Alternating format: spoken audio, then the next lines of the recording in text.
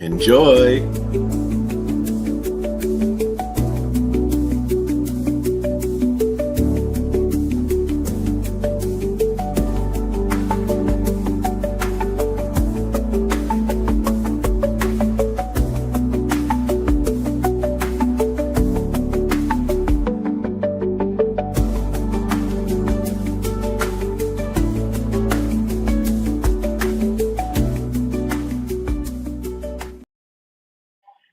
Good afternoon and welcome to the ALL Accor Insights. You're with Redgie and Andre, the latrologist. Oh man, I always say it wrong. Yeah, you're improving every time. Latrologist. The And we got doctor Duran, he's on. Welcome, Hi, mate. He's Durian. got the Durans out. What a great way to start the stream. And we're streaming everywhere today. We're trying to stream everywhere. We're streaming on Facebook, YouTube, Yep. the Be Baffled page. We're on your pages as well on YouTube as well as on Facebook. So hopefully we'll get a few more comments today and we can, expand the conversation, which would be great.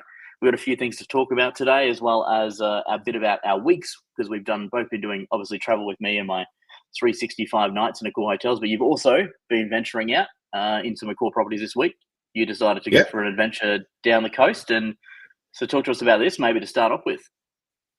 Okay, so I had the pleasure to visit a Pullman property in Pattaya, which is for people from Thailand. It's about 2.5 hour drive from downtown Bangkok.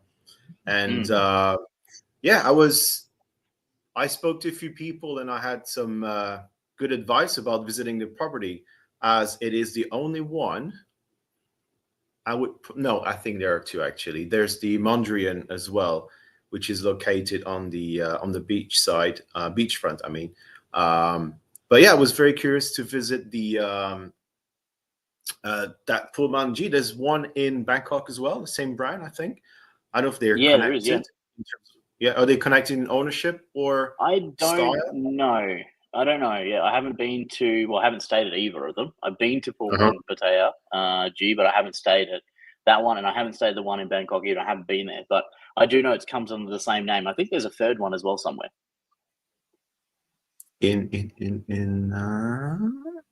Maybe in a different country. Let's do some research about that. Potentially there might be another, or maybe down in somewhere down south. I'm not sure, but yeah, you had a.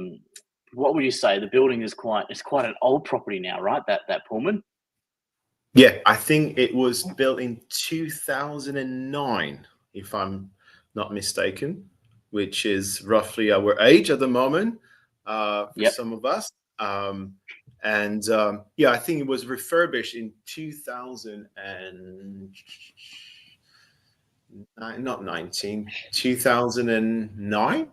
Was it refurbished 2009? Yes. So that's cool. A while back. Yes, I mean, overall, you can feel the age of the property. But I love the photo you sent me of the stairs. Like, look at this, crazy. It looks like it's from the 60s.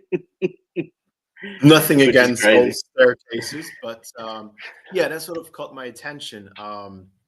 But the location is quite good. It's technically North Pattaya, which when you say north, it's about 4 kilometers from the infamous beach road, I think it's called, where the action is in Pattaya.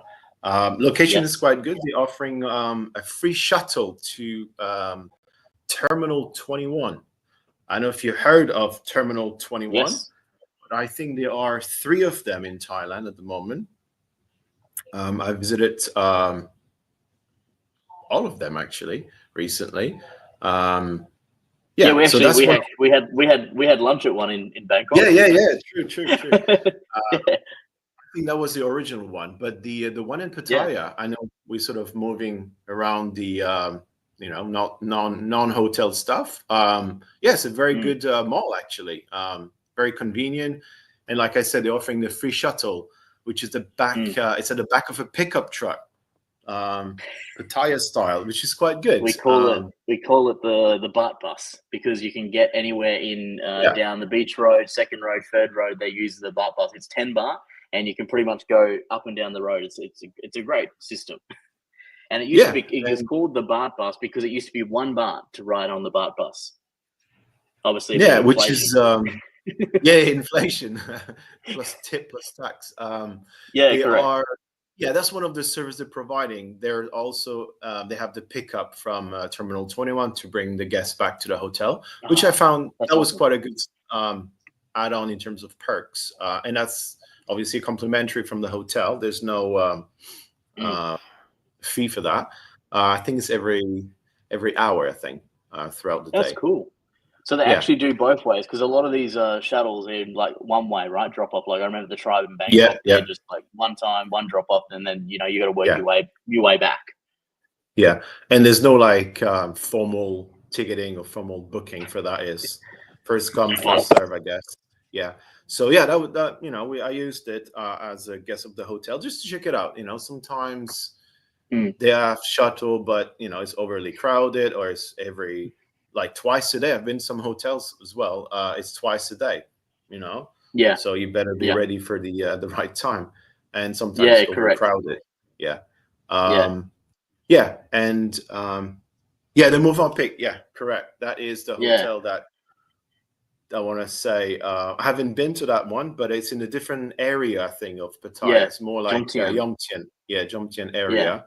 I spoke to some guests at the hotel, and they told me, it is a beachfront property as well, but it's a bit of a different setup. Maybe less holiday vibe, more like Riviera / Marina vibe.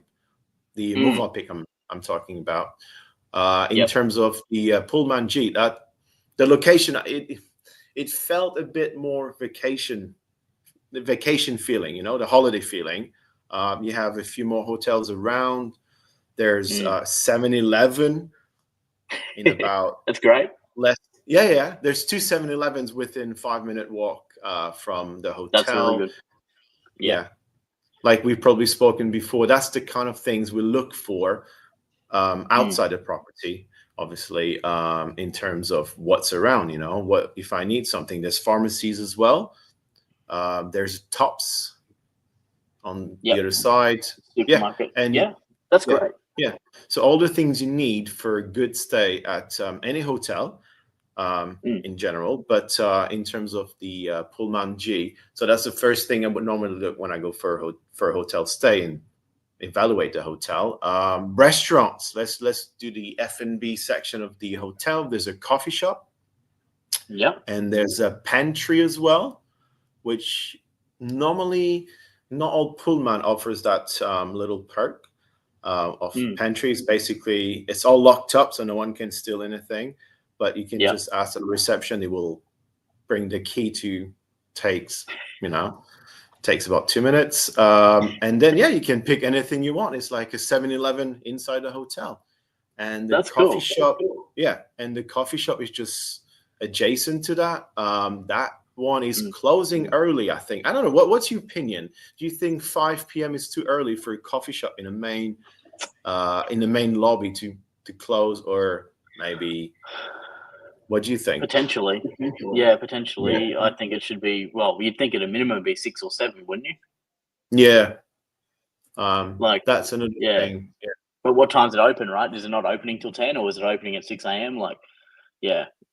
I think they open quite early. At the end of the day, it's not really a business hotel, so that could be a reason why it's not,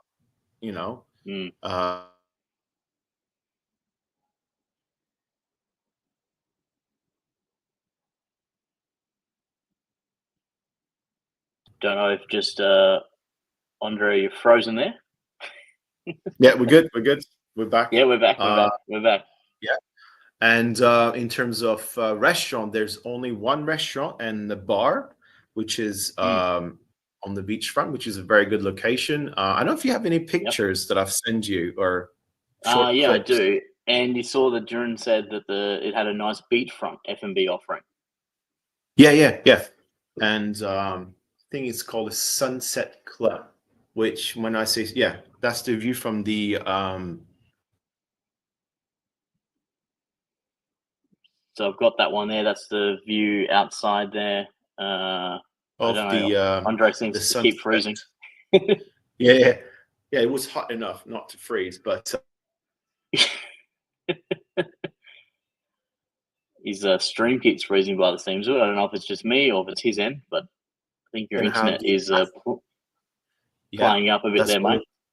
Yeah, that's one of the delicacies I had a chance to have at the only restaurant, the Sunset restaurant. Yep. What is it called? Sunset. Yeah, Sunset restaurant, I think it's called. There's the word sunset in it. Well, we can ask maybe your F&B friends, because I think we might maybe have someone coming on potentially from the team. Yeah, exactly. So Mr. Angelo, and so that's one of the. Obviously, we are focusing mainly on: is it really worth it to be a platinum or diamond member with Accor, right? So and we probably all understand, how's the breakfast? That's the main indicator sometimes about the quality of a hotel. I don't know how you feel about it, but sometimes I can judge a hotel just by rating or experiencing the breakfast facilities, the type of food they serve, the quality of the food, which sometimes we kind of skip. It was fine because a lot of offerings, a good spread, right?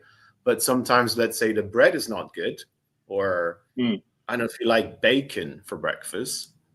Yeah, and many people do. I mean, I don't, but I know many people watching obviously will, definitely. Yeah. Egg station is always good. Yeah. So Luke stayed at the Pullman G Bangkok and Pattaya last year. He said his older building, but halfway through he got the upgrades, which are very stylish and modern. So he also mentioned that it is beer o'clock. Yeah. It's always 5 o'clock somewhere, right? So they have. We'll get to you as well, mate, soon.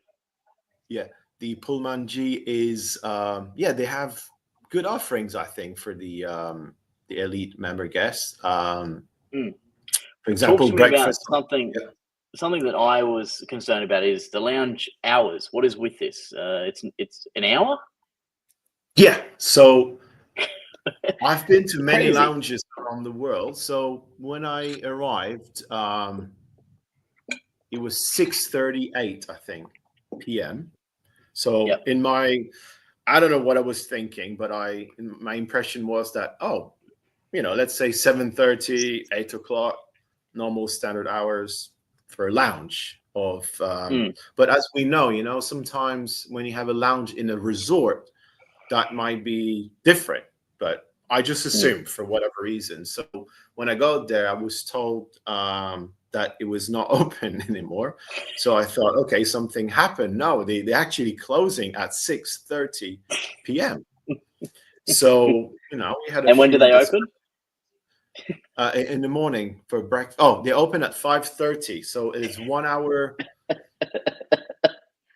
But then they have afternoon tea, which not all lounges offering that perk. So that's from 2 until 4 upstairs in the lounge. As you to explain a bit more in detail, there's 2 levels. There's the top floor and the main floor of the restaurant, the Sunset restaurant. And normally they're using the top floor for the elite members, where they can have breakfast there, afternoon tea from 2 until 4, and they have the happy hour from 5:30 until 6:30. After 6:30, what do you do? Right? Well, you have the option to go downstairs and eat more food. But when I was there, they actually did the 5:30 to 6:30 happy hour, and you're familiar with the word canapes, right? So the word canapé in my head, it means something small like nibbling stuff. Yeah, it could be little. Correct. But over there, it's a proper buffet. I don't know if I've sent you a video of one of the buffets. Short clip, maybe. You did, but I don't think it uploaded. Okay. So that was very impressive, and again, the quality. Let me they find had it. Guacamole. with some corn chips. They had like potato balls. They had a lot of things, satay chicken and pork. That's just a brief explanation. They have obviously a lot of desserts. The desserts were quite good, actually. The mini cakes, cheesecakes, cool. carrot cake. That was quite good. But all this for 1 hour, right? Yeah. It seems like a lot of effort for 1 hour. Because as you probably remember, the sunset is around 6:20 normally. So it's kind of the timings there. You're just sitting there, and then the sun comes down, and then poof, it's pitch dark, but you're still there. And normally, from what I've noticed, guests will stay, maybe have a few more drinks or San Pellegrino. Sorry, they have Perrier there, the French Perrier brand. Yeah, you could stay until 8 o'clock. It was not overcrowded, which that's another thing I thought. What do people do at 7 p.m. in Pattaya? But they're not at the lounge. They're probably doing some other things. Some people, they also have a beach bar, which some people are hanging out because, the weather is perfect, when it's, not raining, obviously. So people like to just hang out. There's some like static swings. I don't know if you know what I mean. There's like, for those, so people are just sitting on a swing. The swing doesn't swing, right? But it's the perfect angle and perfect backdrop of the sunset. I don't know if I can find. I'll try to find some pictures eventually. So random, yeah. Yeah. So it's and they'll have 2 pools. They're not Olympic sized swimming pools. But yeah, everything seems very tidy around the hotel, which that's again sometimes not the case in resort hotels. So that's one thing that was easily noticeable, that it's very tidy around the hotel. It's not as big I was expecting. I don't know if you're familiar with Pattaya. There's like a Centara hotel, a few hotels down. That's a huge place. It's like Aqualand for kids. Yeah. So we have a question from Durin there, who is asking what brand Accor hotel would suit the Soi Buakhao area. Did you go to Soi Buakhao, mate? Just kind of between 2nd and 3rd Road. And yes, Luke, the Mercure is on Soi 4, but did you end up going to Soi Buakhao? You asking me or asking Durian? I'm asking you. Oh no! Well, I did a little browse of other areas of Pattaya, so I saw where the Mercure There's a Holiday was. Inn Express there. Yeah, it's technically behind the Holiday Inn Express. Is it Holiday Inn Express or Holiday Inn? I think it's Holiday Inn. The Mercure is near Holiday Inn, which is near Soi 4, but the one Soi Buakhao has a Holiday Inn Express. So we're talking about like what brand Accor hotel would suit Soi Buakhao. I don't know. I mean, if they're competing against, say, Holiday Inn Express, then it's probably more like an Ibis Styles or something, right? Trying to think what else would fit in that area. You know what even could work is maybe even a Tribe, but I don't think there's really any real estate left in that area which you could build one of these hotels. You'd have to take over another property. I'm just checking now. That's not anywhere near the beach, right? It's like so you got the beach road, and then you got the 2nd road, and then you've got Soi Buakhao, and then you got the 3rd road, which is where I live off 3rd road in Okay. So not far from where I showed you I live.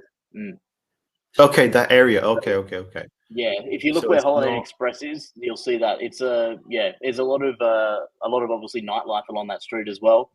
Not as crazy as like in Soi 6 and that, but yeah, there's definitely a lot of nightlife along that kind of section there, for sure. John also asked, just going off Pattaya for a second, he asked any feedback on a Vista in Caron or Phuket. Do they earn full M Gallery points? They are full earning because they are M Gallery properties, so they do earn complete full status, mate, status and reward points. Definitely. I stayed at Vista a long time ago at the Caron, I believe. A few years ago, before COVID maybe, or maybe just after COVID. I'm trying to remember. I'm sure I stayed there. In Phuket, right? In Karang Yeah, Beach. yeah. Let me just Yeah, see that if one I. is. Oh no, That's different the to the M one I Gallery, stayed. yeah. I just looked at the. Yeah, I just looked at the photos. That's not the one I stayed at. I must have stayed at a different one. There is. I don't know if you remember, but there since last year, I think there's a new Pullman in Phuket, right? Used to There be an is. old Yeah, Hilton, yeah. is it Arcadia? Yeah, that one. Yeah. Yeah, so mate, but you will definitely earn full points there. But I can't give you any detail on that. Probably maybe someone in the chat can help out in regards to that. So a And shout out Vista. to Mark as well, who's with us. It's all right, mate. You didn't miss too much. We've just been talking about the Pullman in Pattaya in Thailand. What else we got here? Yeah, during the Mercure is definitely run over by group tours. They, as well as the, I see that in the Holiday Inn as well. But obviously the Ibis as well. The Ibis is always fully packed with people, with foreigners all the time. Luke wants to talk about lounges, mate. Some people think that it's an all-you-can-eat buffet at Sizzler and act like animals and are willing to cage fight for the last canapé. I have heard this many times at the Pullman, but you're saying it was a bit more civilized when you were there, or it just wasn't as busy, so you feel like that might be why it was okay? Oh, it was very, very civilized. That I don't know if I was expecting not to be civilized, but it was very. Also, that's another thing, you know. The you have a beach, the locations on the beach. What sort of music would you expect? Would you expect something like, I don't know, AC/DC or something like that, or just like beach vibe music? That's another thing. I don't know if people notice that when they go to resort or any hotel, like the ambiance or the atmosphere, that adds up to the whole experience, you know. And that was perfect. I told the whoever respond, there was no DJ neither. It's just like the ongoing playlist of whatever, and that was not the Pullman playlist neither. It was just some. It was good, you know. I enjoyed that bit. Someone random just playing some music and enjoying themselves, maybe. No, you know, I use something called Shazam. I don't know if you know Shazam, so I can have like an Shazam. audio. Yeah, Shazam. Yeah, it was good, you know. But yeah, the buffet. Yeah, sorry, go ahead. It was all right. It was all right, you think? Like, it wasn't like I had comments from a friend of mine, Michael, who's a Dime member as well. He stayed there maybe a month or two ago, and he was saying it was crazy, especially with the Russians there, that they were just completely smashing the buffet like crazy as soon as things would come out, and they weren't treating the staff very well at all. But you didn't really have the same kind of, thing when you stayed there? Not at all. I mean, like I mentioned before, it was 1 hour only. And then I tried. No, there was no. It was overly civilized. I don't know if that makes any sense to you when I say overly civilized. That yeah, during that hour, everything was smooth. There was about 10 people, 10 waiters, employees, associates, I think they call them. That also work in the lounge, so we kind of know them. So let's say I want like an Earl Grey iced tea. They know that's what we had for 3 nights, and then they're gonna bring one. And if then they you know, it's table service. It's not like obviously there's a buffet, so you can go and, you know, take a plate and fill it up with anything you want. But in terms of drinks, yeah, it was very, very civilized. You see Lou's comment there. He'd love to visit a civilized lounge. Yeah, I mean, but the lounge, then again, like when I checked in, I think they had 10 rooms with elite guests. But then I asked again, and following it, they said they have about 100 people that have status, so they're entitled to lounge benefits, which is including the happy hour, right? But I haven't seen 100 people. There was 60 max every night. You know, I know it's just crowds, you know. So those people have been here for 3 nights. Yeah, still a lot of people though, right? Like 60 people in the lounge, like in a premium lounge in a property that only opens for 1 hour. Is it self-serve for the drinks or the staff serving drinks? Staff serving drinks, so but you can get 60 people. Like, you know, what are they making? They'd have to make a drink every 30 seconds just for everyone to get 2 drinks. But there was no other guests though. That's the thing. During that 1 hour, there was no other guests than the elite guests. So we're like VIPs. And also sometimes, I think once or twice, we had like normal food. We had a pizza with like Thai style pizza, and we had some pat khao pao, you know, the main national dish of Thailand. So there was no delays, nothing like that. So that was very impressive, I would say, the execution. So yeah, so in terms of the F&B experience, was I shocked? Maybe I had no expectations. That's a good, mindset when you go to any hotel, I guess. And then, wow, that was impressive. And then you sort of proceed information with the experience like a few days later. Yeah, that was good. In terms of like the quality of food, even breakfast in the afternoon, they had afternoon tea, but they had like mini, like open sandwiches as options. Sometimes they had mini rolls of tuna, which you probably seen a lot of hotels in the afternoon. They call afternoon tea, but it's nothing to write home about, right? And you're always waiting for the evening canapes because the afternoon tea is always not great. So I would probably say that, then again, that was a good, good perk, I think, in the afternoon to have that little window of, you have breakfast normally. Do you have normally breakfast early in the morning, or what sort of time normally you have breakfast? For me at the moment, yes, because I'm going hotel to hotel and I'm having to record the breakfast, when they open at 6 a.m. So, and it's been crazy. I'm now in Indonesia, and it's crazy how many people are having breakfast that early in the morning, and I kind of sit in the restaurant for like the entire breakfast service because I'm working on the laptop doing editing. And it's crazy, like 6 a.m. it's like crazy when they open, and then up until like around 8, and then after 8 it's just quiet as. Like at 9 o'clock, it closed at 10:30 today at the Novotel Solo, and there was no one in the restaurant. Like, from about 9 o'clock onwards, there was absolutely not one person.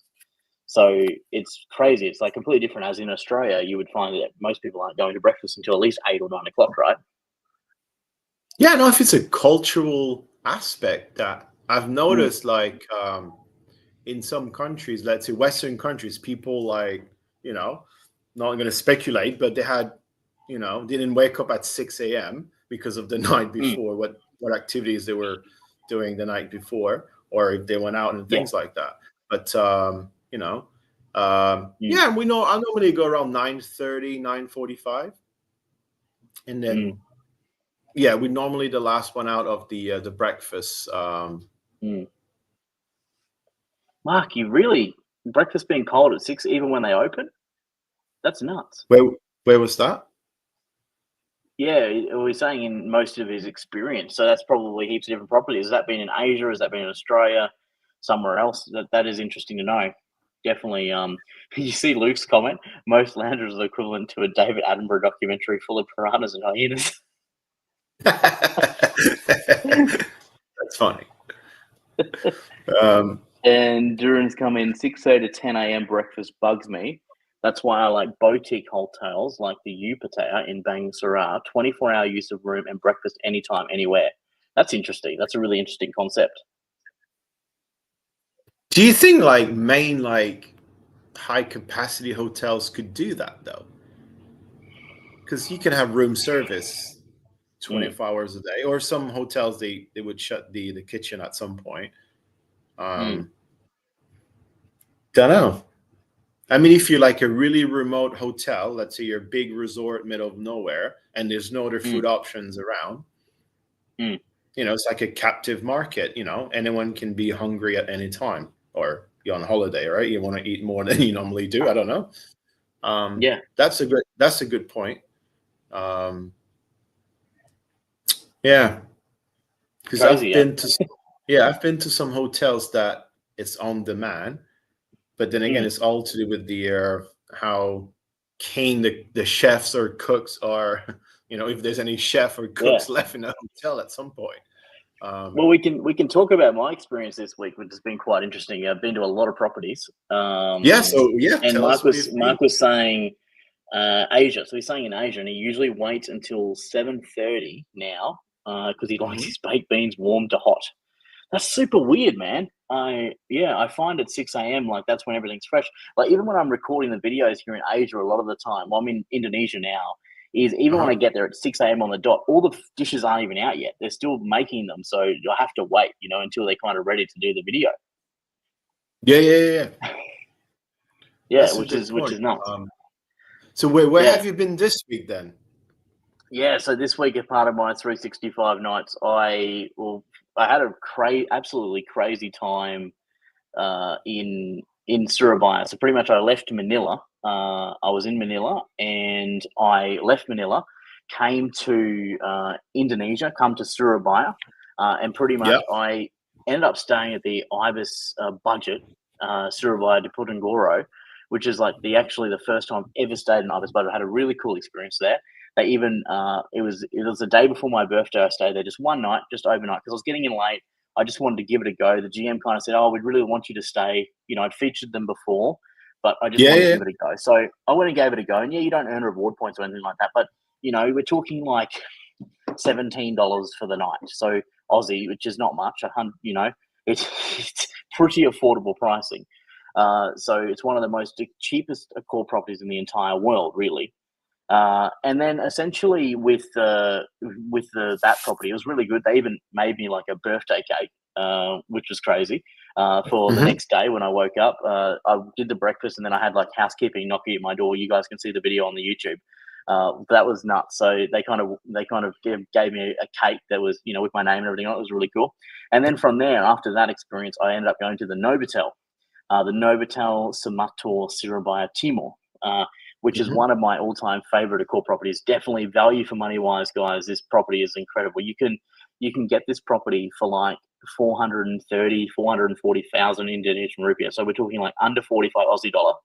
It comes with a lounge. That lounge is open from 4 p.m. until 8 p.m. every day for the member. Wow. So you can essentially get drinks, canapes. The canapes aren't amazing. Like they haven't got like a big selection of canapes, but the drinks you can drink 4 hours of beer or wine, or soft drinks, no problem at all. And they don't question that at all. So for $45, you're getting breakfast and being a diamond member, they look after me really well. They pick me up from the airport or from the train station or whatever, which is absolutely cool.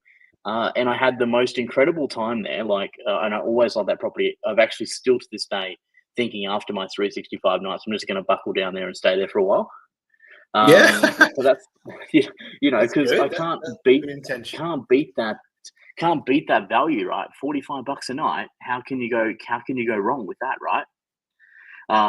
Which is cool. And I actually want to show everybody a video, which I might show now. You guys may have already seen it if you've been watching the lives, watching my videos online. It just actually released today at about midday my time here in Indonesia.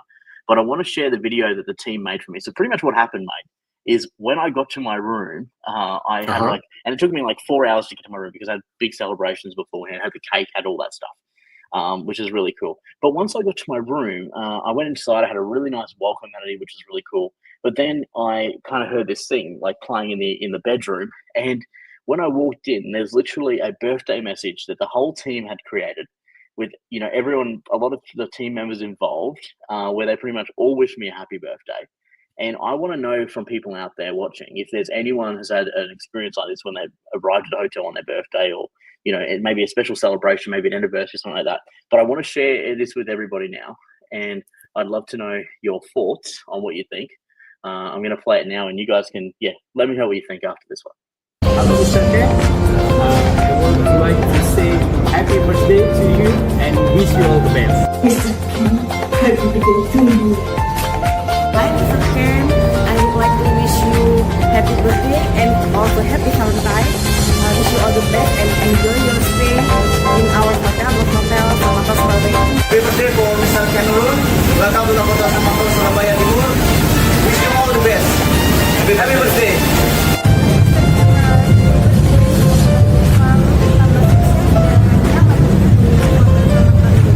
Hello, Mr. Cameron. I just want to say a happy birthday. Hope you have a blessed birthday and enjoy your stay in the hotel. Happy birthday, Mr. Cameron. Wish you all the best. Hello, Mr. Cameron. Happy birthday. Wish you all the best. Keep health healthy and success always. Happy birthday, Mr. Ken. Wish you all the best and stay healthy. Selamat ulang tahun Mr. Cameron. Semoga sukses dan sehat selalu. Happy birthday, Mr. Cameron. God bless you. Happy birthday, Mr. Ken. Wishing you another wonderful year of happiness. Happy birthday, happy Valentine's Day, Mr. Cameron. May this year bring you joy, success, and more adventure. As a Diamond member, you are mean so much to Novotel Samator, Surabaya Timur. We are truly appreciate you. Cheers to another wonderful year ahead.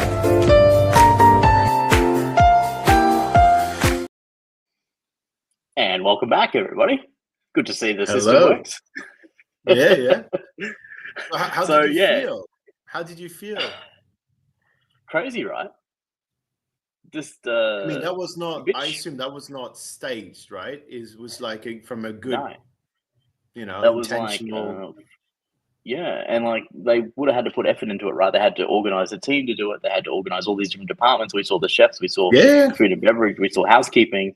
The GM as well. Like we saw all these different people that were a part of this, essentially creating this celebration for me, and putting it on the TV. Which I've had some nice welcomes before. When I've been on flights and for my birthday and hotels, but never anything to this level of degree. And even you guys can watch the video that I posted today. That's probably a really good thing that you can do if you can check out the video that I posted on the YouTube channel today. That's my experience at Novotel Surabaya. It shows like the welcome they gave me, like the crazy birthday. We had streamers. They had the crackers and everything go off. Like it was nuts. I just don't think. I've never had anything like that before. It's really, really cool, and it makes you feel like you want to be there. You want to stay. And remember, guys, I'm paying like under $45 a night. Which is just nuts, for the amount of effort these guys are going to. It doesn't matter what you're paying. That's what I love about the properties in Asia. It doesn't matter what price you're paying. You're still treated incredibly well, even though you might be paying, essentially bottom dollar compared to, say, what you pay elsewhere. But you're still getting treated so much better than what you do, say in Australia, I'm sure, even in Canada, right? Yeah, pretty much anywhere else outside Asia. Because you mentioned the price point of what, $40 Aussie dollars, right? That's 45 Aussie, 30, yeah. That's 30 like US. 30 US. What can you do in a hotel? You cannot have a meal, first of all, in most places around the world. You definitely cannot stay at a hotel for 30 USD. And then again, it's all okay. Cost of living is different in other parts of the world, but it's like you said, it's not the point how much it costs the hotel. Is you're one guest. A guest is a guest, right? Doesn't matter what passport you have, where you're from, or how much you're paying. I assume they might know how much you're paying, but it's still irrelevant to the level of service you should get in a hotel, I think. Correct. Yeah, definitely.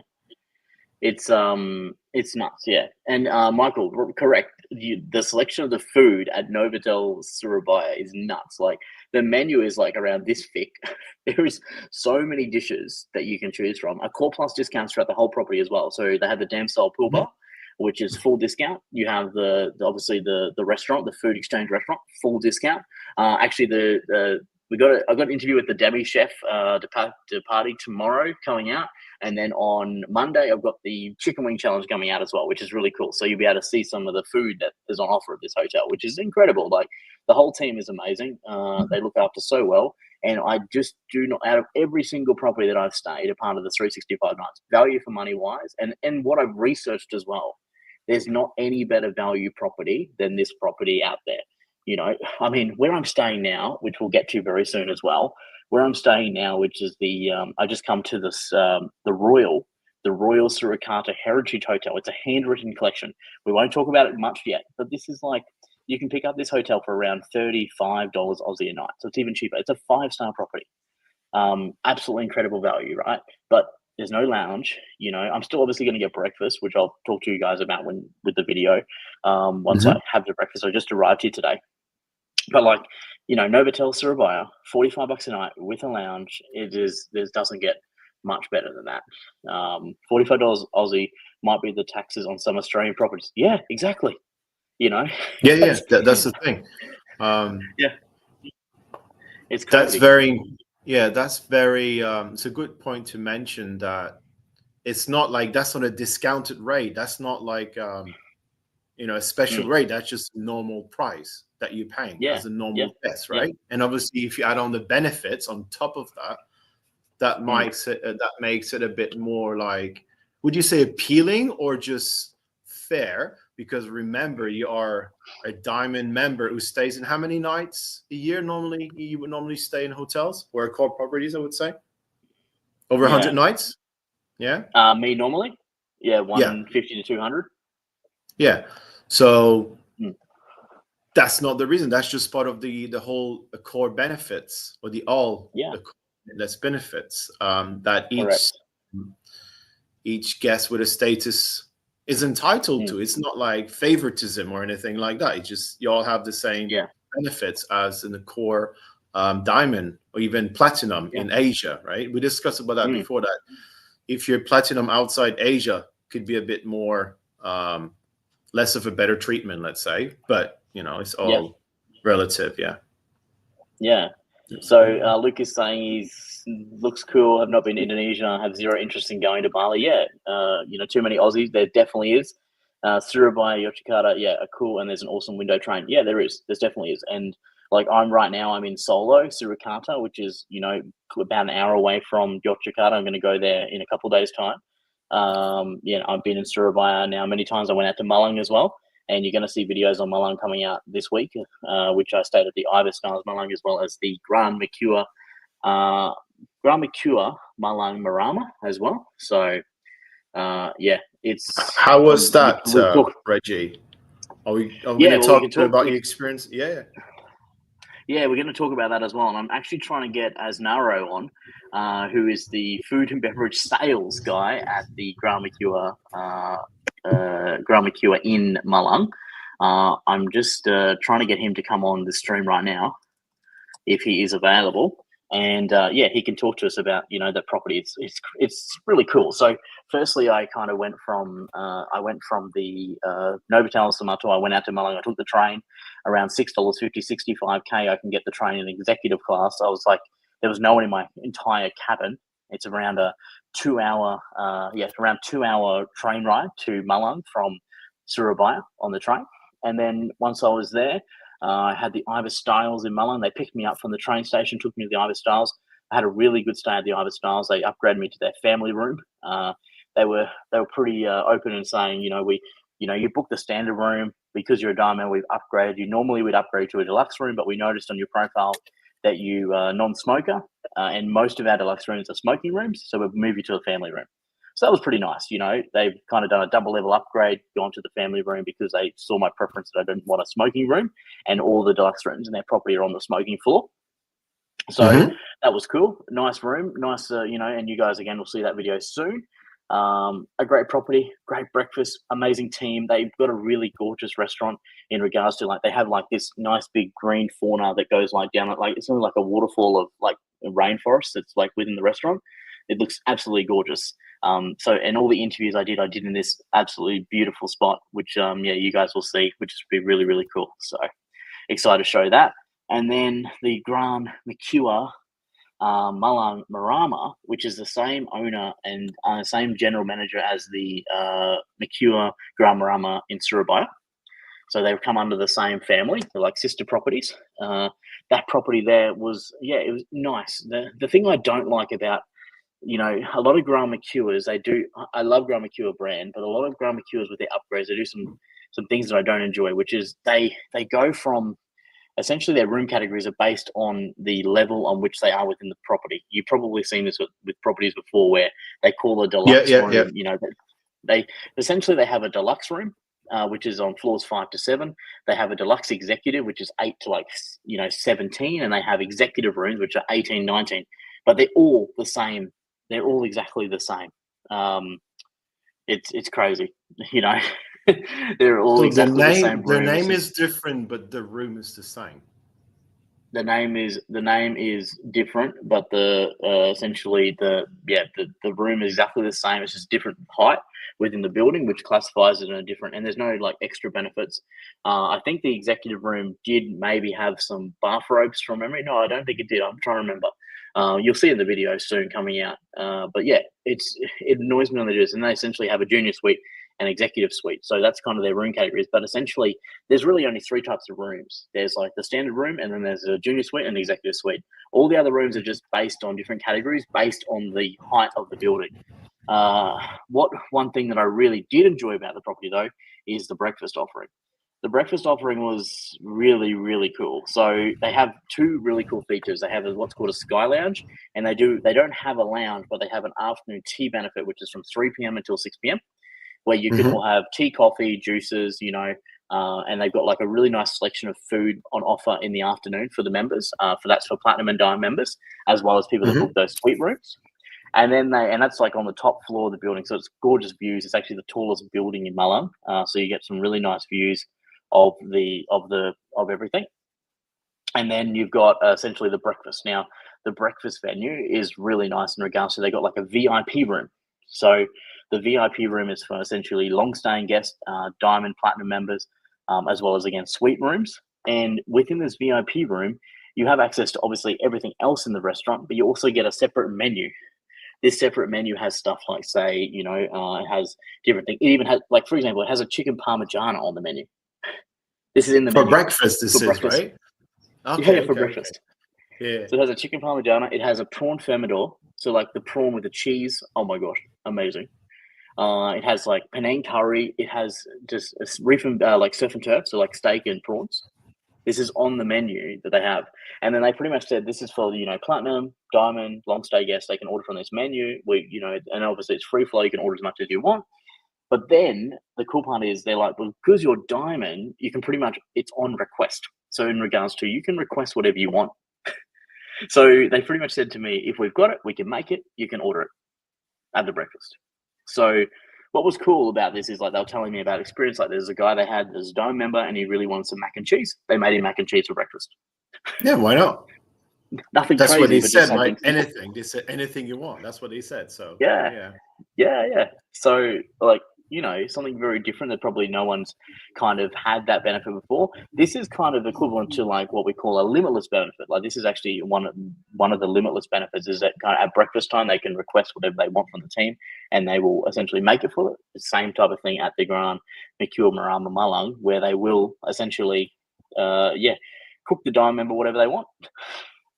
You ever had this before? Yeah, because in hospitality, I think if you go to like a certain level properties, you use the word certainly, right? And imagine every time someone said to you or used that word back to you, imagine how you felt every time. Yeah, you felt limitless. Yeah. Yep. And that's the whole point of like elite. Well, elite. What do we call it now?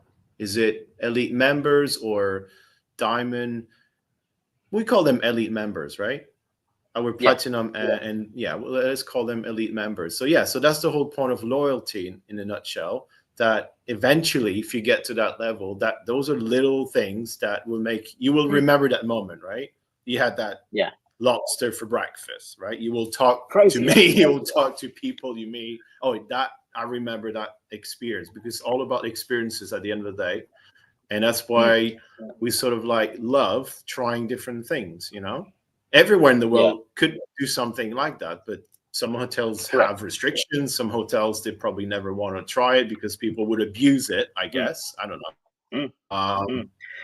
And then I've had properties that obviously have done this. Like I've had properties that have been open with this. Hey, if you want something special, let's make it. And I've definitely had that before. Different properties like the Grand Mercure in Da Nang, obviously look after me very well. So the chef always comes up to me, and he might make me some scallops or something for breakfast from time to time, or he might, it just depends on the property when essentially, how interactive you are with them, that type of thing. But these guys this is different, right? This was like, hey, we have this menu, but if you're a Diamond member, you can just order whatever you want. And I was like, was very different to in other times where it's like, you know, chefs come up to you and go, hey, you know, do you want something special for breakfast? Or one of the team members said, do you want something special, you know, as like a special thing, you know, this was like, no, every day, if you want something, we'll make it for you. Which is, yeah, and what's good, normally yeah, and what I like sometimes that you can try something, yeah, you heard the name probably before, but they probably put it with a little twist, like local twist, you know, like the chef, I assume would have been from that area of Indonesia, right? Potentially. Yeah. Right. And then he can put his own, like his own special, like je ne sais quoi, or I don't know what it is, into like the whole mix. And yes, it's still lobster, but then maybe a bit more spicy than you would have in, you know, on the Gold Coast, right? I don't know.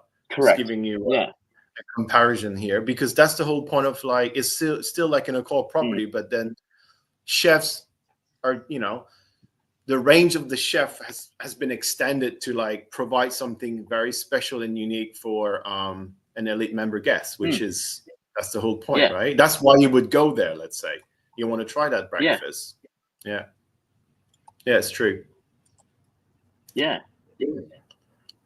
that's so cool. Yeah, it's such a different experience to anything I've ever had before, right? So that was really cool. And so, but you know, taking back to like, you know, I stayed there. I was going to stay there 2 nights, but I ended up cutting it short. And the reason I did, I was like, you know what, for the price, and the price isn't bad out there either. You know, you can get it for around, you know, $100 a night, really. But I thought, you know what, I'm paying $100 a night here. Yeah, there's a nice lounge. I get a really nice breakfast, but I can go back to Surabaya, pay $45 a night.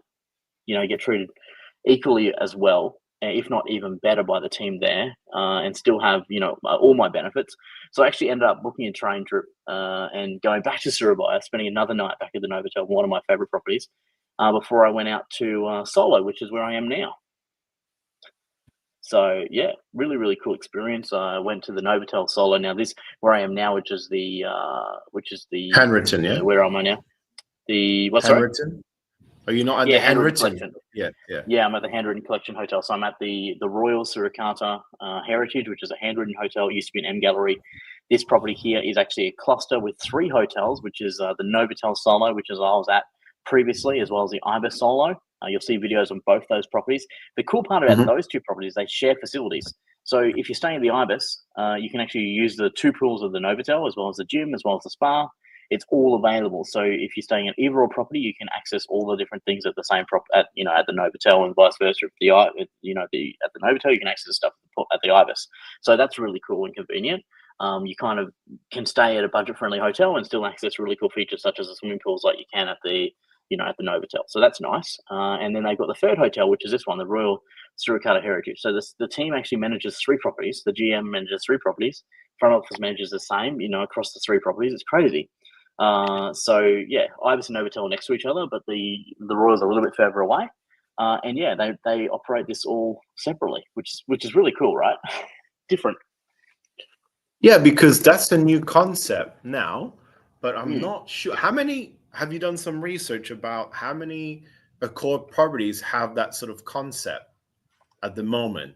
Let's say 3 properties, 2 or 3 properties, all Accor properties. Is that a common practice, or is it? Have you seen that before? I have seen it before. Nothing with like that many properties. Definitely, like that is like I've seen 2 before. Normally, like a Novotel and an Ibis are next to each other. For example, another example is like the one in we know in Bangkok at Impact. You've got the Novotel Impact, and then you've got the Ibis Impact. So they're a cluster hotel run under the same GM, but they've actually both got hotel managers. So they kind of still have separate kind of management, but they run by one general manager. But there's many properties like this that are essentially cluster hotels. Generally, only 2 brands. I don't normally see 3. But even in where I'm going next, which is Yogyakarta, or some people call it Jogja, that place at Jogja, that place there, they also have the same 3. They have 3 properties there as well, which are under the same GM, which is the Grand Mercure, the Ibis, as well as the Garaya Ayanti, that one? the Phoenix Hotel, which is another handwritten collection. And you wouldn't believe it, but they're owned by the same owner as this hotel. So that's interesting. So those 3 properties, which are a cluster, are another 3 properties, a cluster here. They're all owned by the same owner. So, and this property where I am now, because the idea of a handwritten collection, you know, we talk about handwritten and what this means. A handwritten collection is the idea of this is going to be older properties that have a story or a meaning or something a bit unique or different, right? And this property used to be a bank. So it was then transformed into a hotel. Yeah, but this property actually used to be a bank building, which is, you know, different to a lot of other properties, of course. It was kind of repurposed. We know for example, the tribe living in Bangkok. I know previously this was a condominium, and it just got transformed into a hotel. But this is completely different, right? This was nothing to do with, you know, with living conditions. It was literally a bank. The lobby is absolutely gorgeous. You know, it actually, you can see like walking up to the lobby where the tellers used to be. It's really cool. So it's a really nice, like, heritage essentially building, and a really old hotel, and it's a 5-star hotel, and it's one of the most affordable. I think it would be the most affordable 5-star hotel in all of Accor. Like, yeah, the price of this property is crazy, really, really cheap. So probably do a couple of these comments first. Michael says ditto on Surabaya over Bali. Yeah, definitely. There's so many properties in Surabaya to explore. It also has the 2 biggest shopping malls in the entire of Indonesia. So if you like shopping, it's got the 2 biggest malls in Indonesia. It's crazy. What, the one in Surabaya, you mean? In Surabaya, it has the 2 biggest shopping malls in Indonesia, in all of Indonesia. Can you believe that? Okay. Yeah, I've been to all the big malls in Jakarta, but yeah, I know there's 2 big malls in Surabaya as well. Next to, I think there's a Sheraton and a 4 Points by Sheraton. Yes, correct. Mark has asked a question. Can you guys tell me the best properties to burn points value-wise for what you get with a pool? Oh wow, this is a very unique question, right? Like, a best value property to burn points wise with a pool. It comes down to, I guess, where you want to be, but obviously the best place to burn points is going to be at like Ibis properties, of course, Ibis properties, Ibis Styles. But then even better if you're in Australia, like the Mantra groups earn even less points. Peppers is another one that earns less points, so they're also great value. I mean, if you wanted to burn points and, you know, points you're not going to earn much on, the Peppers on the Gold Coast, even though it's a very expensive property, it'd be a good place to burn your points because you're not going to earn many points there. But, you know, if we talk about like destinations that people go, I would say probably one of the destinations that you could burn your points the easiest and the best would be like, say, the Ibis Styles Legion in Bali would be my kind of pick of it. It's got a nice pool. And I always burn my points there. That is my number one spot where I burn, you know, I normally burn 30,000, 40,000 points there a year. All the time. To the Ibis in Legian, just after Kuta. Yeah. Okay. Ibis Styles, because I stayed Legian, at there's a few in Bali. If we go to Bali now, there's a lot of properties, let's say, on the beachfront, right?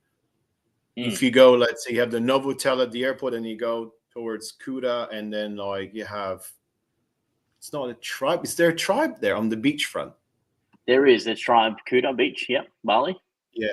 And there's a Mercure. I stayed at a Mercure Legian / Kuta thing. It's on the same street that brings you to the Pullman Resort. Yep. And then on the other side, I think there's a Grand Mercure Resort.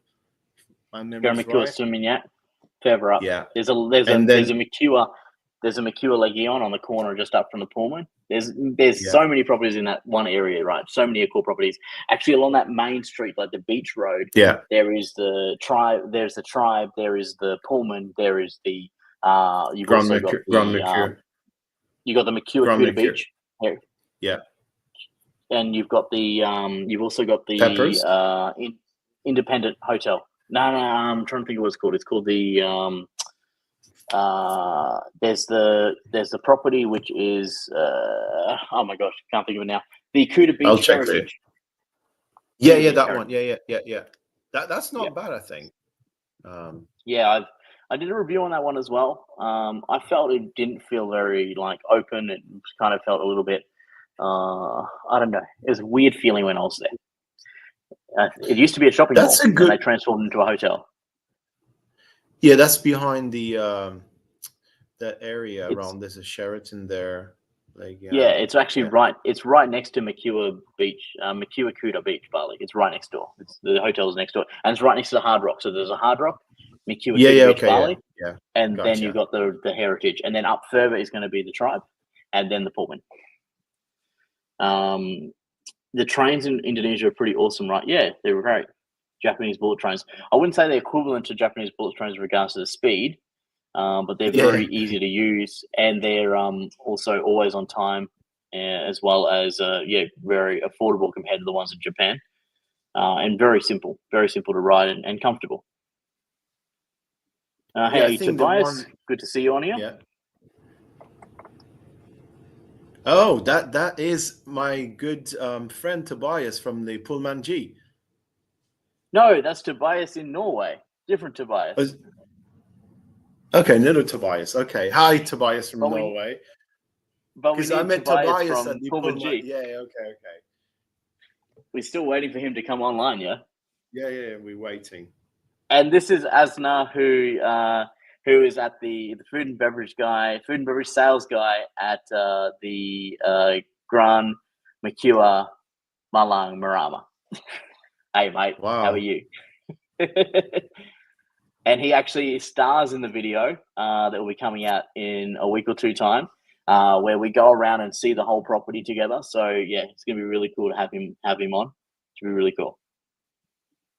So Tobias from Norway, is he in Norway at the moment? Yes, he's in Norway, but he said he'd have to run. He always watches the streams. He's a big supporter of the channel. Amazing. And every single time I go anywhere, he then has to add it to his list of another place to go. So he's going to Japan soon, and then he is going to, I think, Bali in June or July. I think July. Yeah. And I assume he's going to stay a big meetup property. Yeah, of course. Even in Japan, we've already done it. We don't know. We don't know. Yeah, we've already done the. Never know what can happen. We've got so much happening here. And anyone that's joining us as well online, make sure if you've got any questions about Accor, about the membership program, about anything at all, any properties, you can drop it in the chat. We're happy to help out. That is what we're here for. This is the ALL Accor Insights podcast. This is Andre from the Travelologist. Essentially, he is like a financial planner for all your travel needs. Is how exactly. That's what we. So basically, yes. I advise people on anything linked to travel and how to maximize, especially loyalty points. Obviously, I'm attached to Accor at the moment for our amazing podcast. I also do Marriott, Hilton, and IHG, which is Intercontinental Hotel Groups. So I help people, and that's why we clicked, I think, me and Redgie about Accor program, because I've stayed in many Accor programs in Europe as well. And then when I moved to Asia, I thought, wow, there's so many options here. Or even in North America, there's not that many Accor properties apart from the Fairmont Hotel. So so I thought, like, let's just do a podcast. Why not? Right. And then we got here. Why not? And so why not? And then we just shower extensive knowledge and understanding how loyalty program, the mechanics of loyalty program, because that's very what's the word, niche. You need to know, okay, how do I blow them as many points as possible? But then again, you need to, where do you want to go, right? We can have the question, how can I blow all my points? But where do you want to go? If you want to go to Fiji, I'm assuming you're not going to go for many nights if you want to blow all your points, right? Yeah. Yep, that's right. Or even Australia. I might go to Australia in July, actually. Check out the Accor properties. I saw you may want to do a challenge there, maybe. Yeah. That could be another interesting thing to do in Australia, because we all know the price range is astronomical. Like, you can have hotels at $2,000 a night. You can have hotels at $100 a night, right? I mean, $100 you need to search a bit more, I guess, and you play with the dates. But yeah, it's still possible, right? Yeah, depending it is how possible, but it's difficult. Yeah. But you can stay at $100 in Australia, and I'll stick to my $50 a night in Asia with all the benefits. Yeah. So yeah, but I assume the benefits in Australia will be pretty much the same, right? But there's a big but, I think. Maybe the quality we experience in Asia might be, I don't know. What do you think? If I went to the Sofitel Darling Harbour in Sydney, for example, what should I expect? Should I expect something wow? Should it be wow, or ask everybody watching? You know, these are people that love this property. These are members that love the property. You know, I think it's okay. I mean, the thing is, when I stayed there, I didn't utilize the lounge. It was a long time since I stayed there. And the only other time I stayed there was not maybe a few years ago. I was diamond at the time, but I used my free night under my gold status, so I didn't have any lounge access at that time. Unlike in other properties where I've actually been able to use my free night under my gold membership, and when I've used the free night, when I've got to the hotel, they've been able to change me to my diamond membership and give me lounge access. So that's pretty cool. So you played it right. I mean, don't expect that's going to happen to everybody at all. That's definitely very good luck, and obviously depends on the property. And yeah, I can't really help you guys with that if that's what you want. But I've seen a lot of hotel Accor properties in Australia as well. There's a lot of Pullmans, right? Even in New Zealand. I don't know if that's a trend because as we said last podcast, that a lot of airport hotels that were obviously under the Novotel brand have unfortunately changed to a different brand. And I was wondering if something like that might happen to other brands, because airport, like personally, I enjoy airport hotels so much that, it's just, I'll try to stay in all the Accor airport hotels if I could, but sometimes you want to be nearer to the action. So, I'll check that out. Yeah. And Luke is saying, so I don't think there is nowhere near as good as the Asian hotels, man. Like, but if you want to do a challenge and try and stay in some and give us some feedback, you can be my Australian correspondence, correspondent on the field, on the ground, in the Aussie hotels. Yeah, and we will need to figure out a plan about things like that, because we can also do Japan.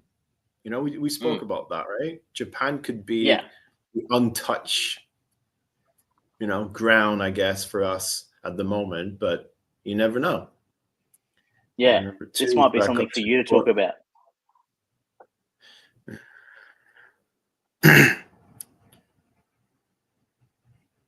Just reading a comment from Michael in regards to IHG being his number 2 as a core. His sister used it for Sydney trips, and I just let her know they currently have 100% bonus on buying points. You're a bit in this space around loyalty points and all that side of things, mate. What do you think about the IHG brand? I mean, I know we're on a core podcast, but the IHG, do you think it's a good second option? Yeah, again, it's all depending on the your location, your geographical location around the world, because I used to live in the UK, and you can get a credit card linked to your IHG account, which would be you would get the fortnight for free. I don't know if you're familiar with Hilton and Marriott, so you can stay. The 5th night is free if you book, let's say, on points, on full points. So you get the 5th night for free. And I think IHG do that for the 4th night, night number 4. So those are the little perks. And you can buy, let's say, to get to Diamond, which is their highest status at the moment, similar to Accor, it's the same. Most hotel programs use the word gold, platinum, diamond. It's kind of like,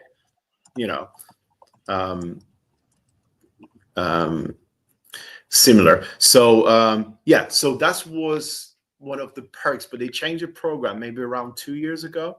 So you could, obviously there's some nice IHG properties in Sydney. Like, for example, there's a nice Intercon in Melbourne as well. But if you focus on Sydney, there's some Crown Plaza as well. You've heard of that brand, and obviously Holiday Inn and Holiday Inn Express. They're all available. Don't forget, American Express.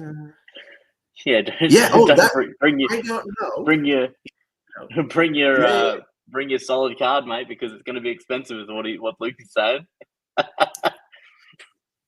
Yeah, I mean, I've checked just for the pleasure of it today about the pricing for certain hotel brands in Australia. Mm. Some of it's crazy, right? Yeah, I mean, I think New Zealand and Australia is charging you extra to use a credit card, correct? There's Yes, like a correct. Yeah, percentage is what? 2.5%. Yeah. Yeah. So, Yeah. yeah, that's another thing. Some towns don't have Accor. Yeah. Then again, like where would you go in Australia and there's no Accor, no IHG, no Hilton, and no Marriott? What would they have? They would have a local branded hotel, right? Or non-branded local hotel. Maybe a Best Western at best. Yeah. No You know, pun intended. and you know, the Best Western as well, guys. So anybody that doesn't know this, Best Western is the most easiest program in the world to status match.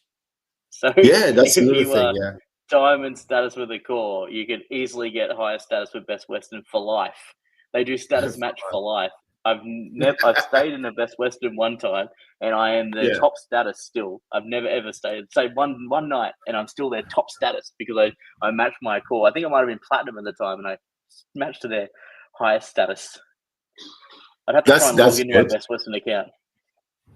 Oh, another thing I've noticed today, we're still linking that to Accor. What's the brand in Australia? It's called Break Free. Yeah. It's like apartments. Australian. Okay, so similar to Mantra then, and the what's similar. The other one? Okay. Mantra and Peppers. Mantra and there's also like the art series as well, but the art series went away. Didn't it? No. Well, saying that, I went to Australia before COVID, right? And I went to Adelaide, and they have 2 or 3 art series properties, which they used to be like normal, like sort of iconic building, funky. I quite enjoyed it actually. And then I think after that they moved to art series. They just entered the Accor portfolio back then. So I think there's one in Brisbane, right? There is. But you earn little points on it as well. Have you heard? I have seen, and as people would probably know if you are on the Accor Plus page on Facebook, have you seen this discussion about there's a rumor that one of the brands is going to be leaving Accor? Yeah, I've seen that 2 days ago or yesterday. Yeah. And someone said it was potentially Fairmont. Ladies and gents, we have a problem. I've just opened my Best Western account, and it looks like I'm only a blue member. So I don't know what happened to the lifetime diamond. And I've got some points there. Look at that. I don't know how. Yeah. The points must never expire or something. So that's another thing. So if you're an Accor member, would you have to deal with something like that? Like, would you have to worry about if your points will expire at any time? The only time you're going to lose your points if you don't have a booking or earn a point within 12 months. So, and if people are watching this and they're not earning points within 12 months, they probably are on the wrong podcast right now. Good point. So I think everyone watching here has probably earned at least one Accor point this year, or maybe not this year, but maybe in the last 12 months. Art series is still a thing in Aussie. It is, and Brisbane. It has the Johnson. That's it, the Johnson Hotel.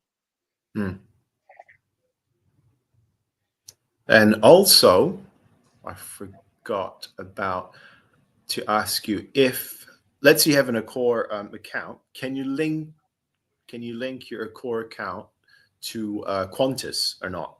Is it still possible, or was it possible? Yeah. So what does that give you as a benefit then?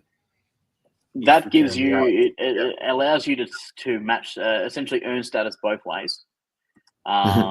Now, you didn't talk to me about this in the pre-topic, so I don't have the information off the top of my head.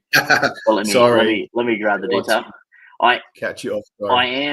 I am linking with Qantas. So, for example, me being a Dime member and me being a Platinum 1 with Qantas, I earn 3 points for every dollar I spend on my stays in Asia Pacific. So essentially, whenever I stay in Asia, I actually earn 3 Qantas points, and they come straight into my Qantas. So I normally earn around anywhere between 40 to 60,000 Qantas points a year just with Accor with this benefit. And then for my Qantas, for every 1 reward point, for every $4 I spend on eligible flights. So essentially, if I spend and an eligible flight is a Qantas flight number. So if I book a flight with Qantas, I earn one point for a call for every $4 I spend. Okay, so it's not amazing, but it's still something. Yeah, because I think mine is linked to Qatar Airways, which is One World as well. And I just saw text now. That's why I just got the audacity to ask you the question. Out of the Yeah, blue, so off yeah, I got a guard. certain amount of Avios points because of my recent stay in Pattaya.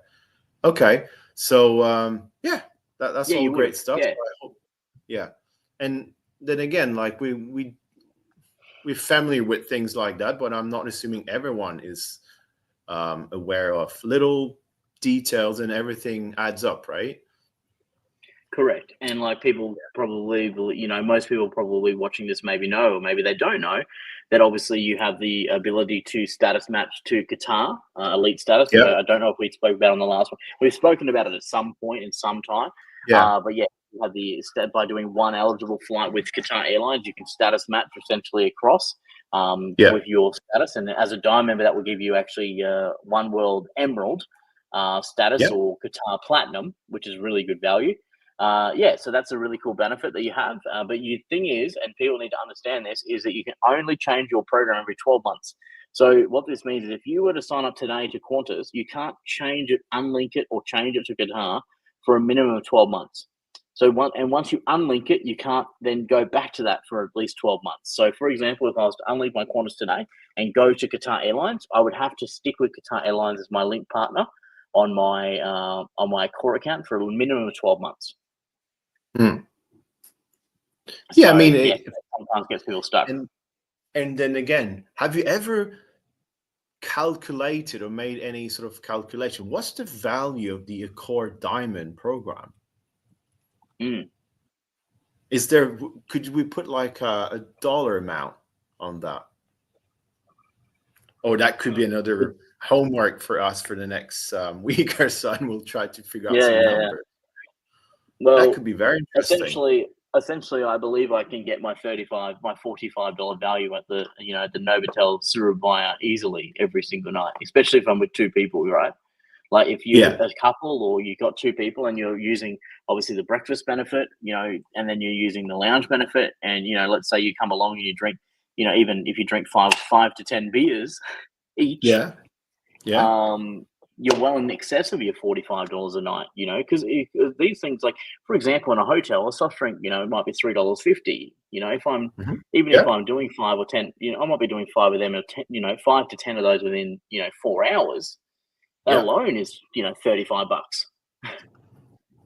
Plus then the food, I mean, plus I could, then the welcome amenity.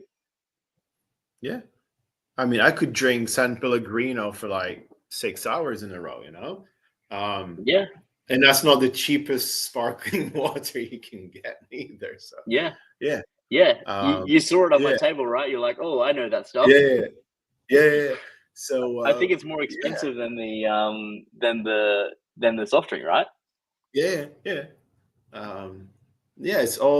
all again, it's everything is possible. It's limitless, but again, it's all about knowing where to go, when to go as well. Because do you really feel the need to go to some countries in Asia during the rainy season, for example, right? But then again, are the prices that much different than, let's say, during the non-rainy season? We can check. Or that do you want to go to the Middle East during the summer, during June? Yes, I do, because the price is so much cheaper, much cheaper. Yeah. And so it's all to do with the if someone is flexible or not. I mean, I assume not many people are flexible as we are, I think. But if you can plan ahead, let's say 6 months ahead, because the price if I pick any hotels you've been to or in Indonesia, you could tell me if the price would be much lower than whatever we see today, right? Unless on a yearly basis. And then that's another thing we could do for people. We could advise people that could be the best period to go because this and that. If it's $5 cheaper, well, be my guess, right? But normally, like, you could tell roughly what sort of, unless it's like some major world events. Let's see, if you go to Melbourne during the Grand Prix, that could be a bit difficult to get a good hotel rate, right? Correct. Or any brand as well. But if you go to Bali in July, you know. Yeah. Or example, like right now, guys, Bali is cheap.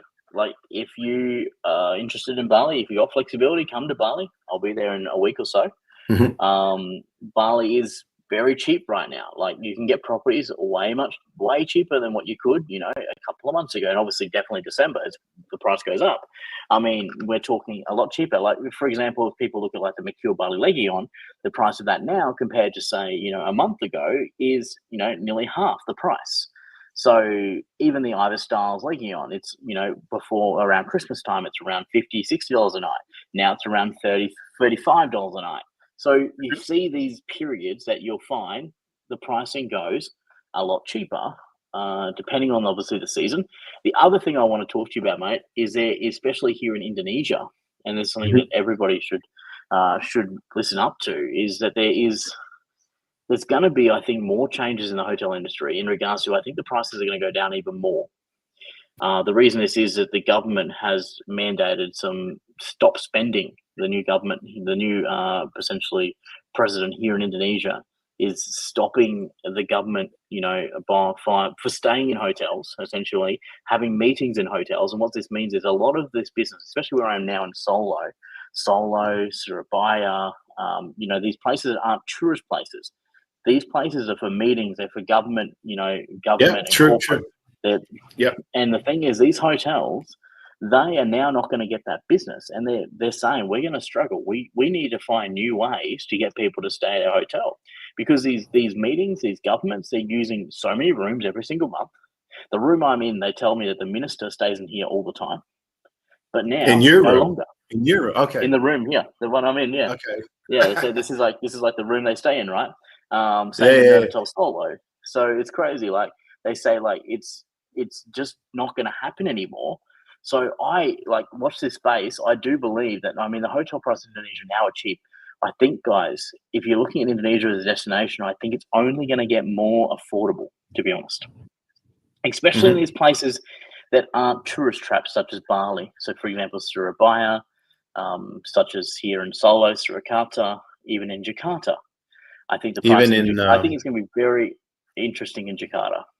I'm excited for Jakarta because there's a lot of great properties in Jakarta, but the price is quite high at the moment. That's because they're overrun by government, you know. So it's exciting. Let's see what happens. I mean, not good for the hotels. And this is the other thing, guys. If you want to try hotels at the moment, it's a great time to come and check them out, because there could be a time, if it does continue like this for, you know, a couple of years, you might find that, you know, Accor has a lot of properties in Indonesia now, but you might find there might not be many properties in Indonesia in the future. So let's try them now. Give them a go now while you still can, you know. It's also where you're getting away from. Middle of winter, June here is freezing. Thailand was great. Yeah, correct. Thailand's hot then, but exactly right. You're getting away from something cold. It'd be like for Canada, right? Freezing cold in the winter. Why would you be there? Yeah, if you know, it's people, they call snowbirds. They go to Mexico or Costa Rica, all those places. But then again, if we're focusing on the Accor properties, it's not that they're not that popular in that part of the world, in the Caribbean. It's not. I don't know if the brands they have, or it's all to do with the owners of hotels that don't want to change the brand that was an American brand before. It could be that as well. In Europe, for example, Accor properties or Accor brands are doing, you know, they're everywhere. You know, do you know? I don't know any cities or small places in Europe that haven't got an IBIS, for example. That's like the standard passing grade of hotels anywhere you're going to go in Europe. You know, and they're normally located in very convenient areas, such as near the train stations or near the town center, right? CBD for Australian people. But yeah, you know, they that's what you need sometimes, just a basic IBIS, you know. They have everything you need, normally in very good location, walking distance from everything you need. Correct. So yeah, that's exactly right. If anyone has any questions, drop them in the chat. Let's definitely let us know if you do have any questions at all. If you want to jump on the live as well, we'd love to have a member on as well. We want to organize members to come on as well and talk about their experiences in hotels. Obviously, I'm staying in a hotel every single day, so I can talk about what I'm doing. Andre's staying as well, a lot of properties, but we'd love to get you guys on as well. Just got charged my second all signature. How long after the points normally hit your account? I think it was immediate last time. Yeah, John, the first time is going to be immediate. Normally it is immediate. The first time definitely immediate, but we've found that for the second and third on the monthly subscriptions, we're finding these come through a couple of days later. The reason I didn't realize this previously is because I paid for a yearly one, and then obviously the points were just dropping in every month, and I didn't really notice when that was compared to when I paid. But essentially, what we're finding is we've had some, even for myself, I find 2 to 3 days later, they come in, and even on the weekend, like it may not come in on the weekend, it might come on a weekday. So you just need to wait. They will come through. I would say if you don't get them a week after your payment's gone through, then maybe contact them, but they definitely will come in. You haven't had an experience with all signature, have you, mate? No, I haven't. That's something I need to inform about. But yeah, I mean, I know a great video you can watch. Yeah, I'll do that tonight. That's going to be my homework tonight. Yeah, so the Accor Plus.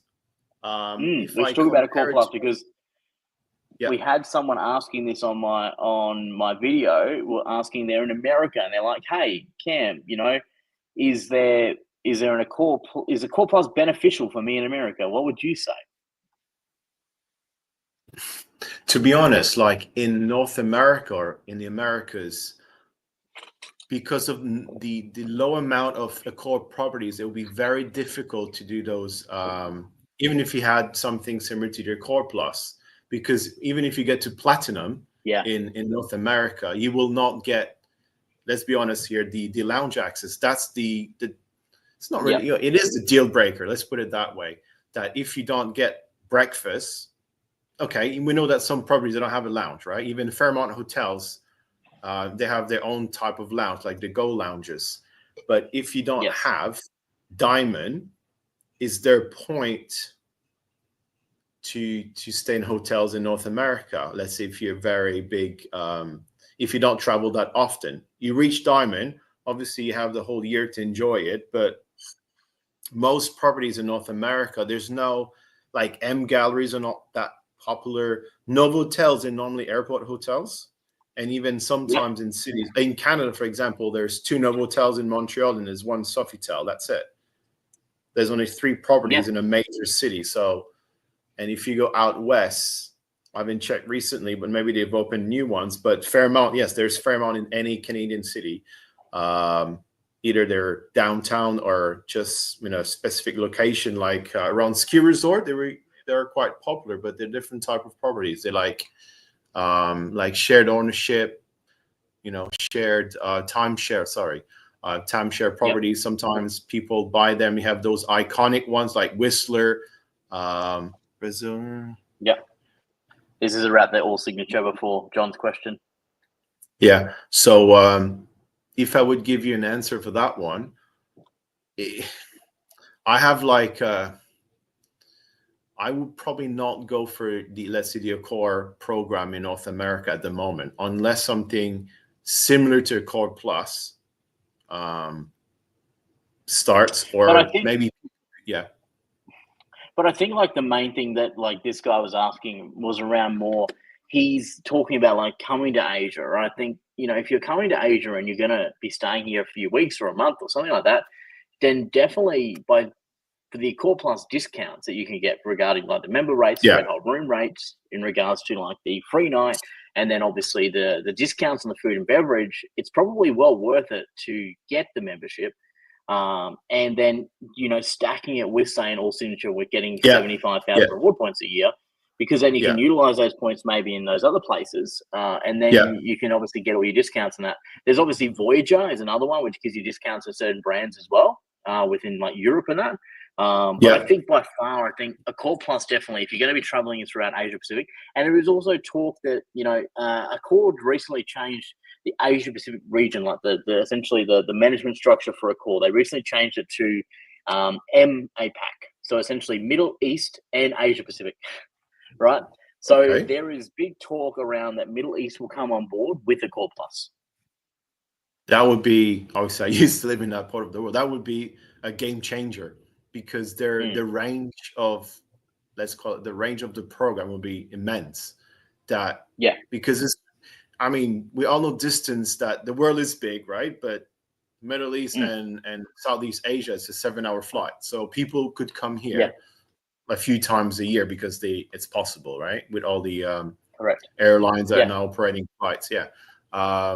That's a very good point. And I think another question was, how can you buy the Accor Plus even though you're not based in Asia? Yeah, well, I don't know. I mean, I feel like you can just buy it like on the website, right? But is it going to come up maybe and ask you, you know, are you, what country you're in, that type of thing? But I feel like you should be able to purchase Accor Plus from anywhere in the world, and it will allow you to. And what I would recommend, but you're going to need like a VPN essentially, otherwise I mean, US people might just want it in US dollar, but I would recommend people use the Philippines one. It's going to be the cheapest option, and you can use the friends and family offer. And that's going to be the most affordable option in regards to membership, definitely by far. Michael's saying that you would make your money back with Accor Plus visiting Asia, even on a month holiday, for sure, definitely. Especially definitely. like red hot rooms, stuff like that, and 50% off discounts on the food. And you know, I mean, let's be honest, if you're coming from America, when you come to Asia, you are going to be like gobsmacked with, you know, getting 50% off your meal and then not having to tip as well. And no tax is included. And correct. that's the whole bill. That's quite.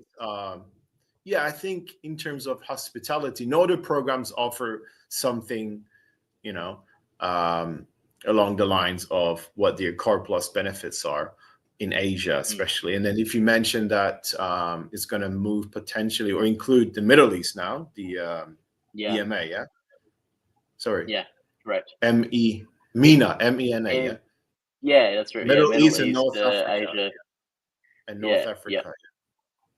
So that's exciting. That is exciting. And that's something we might look for, to create like long-term itineraries for people that are not really based in Asia. That's something we can help people with, right? Yeah, definitely, for sure.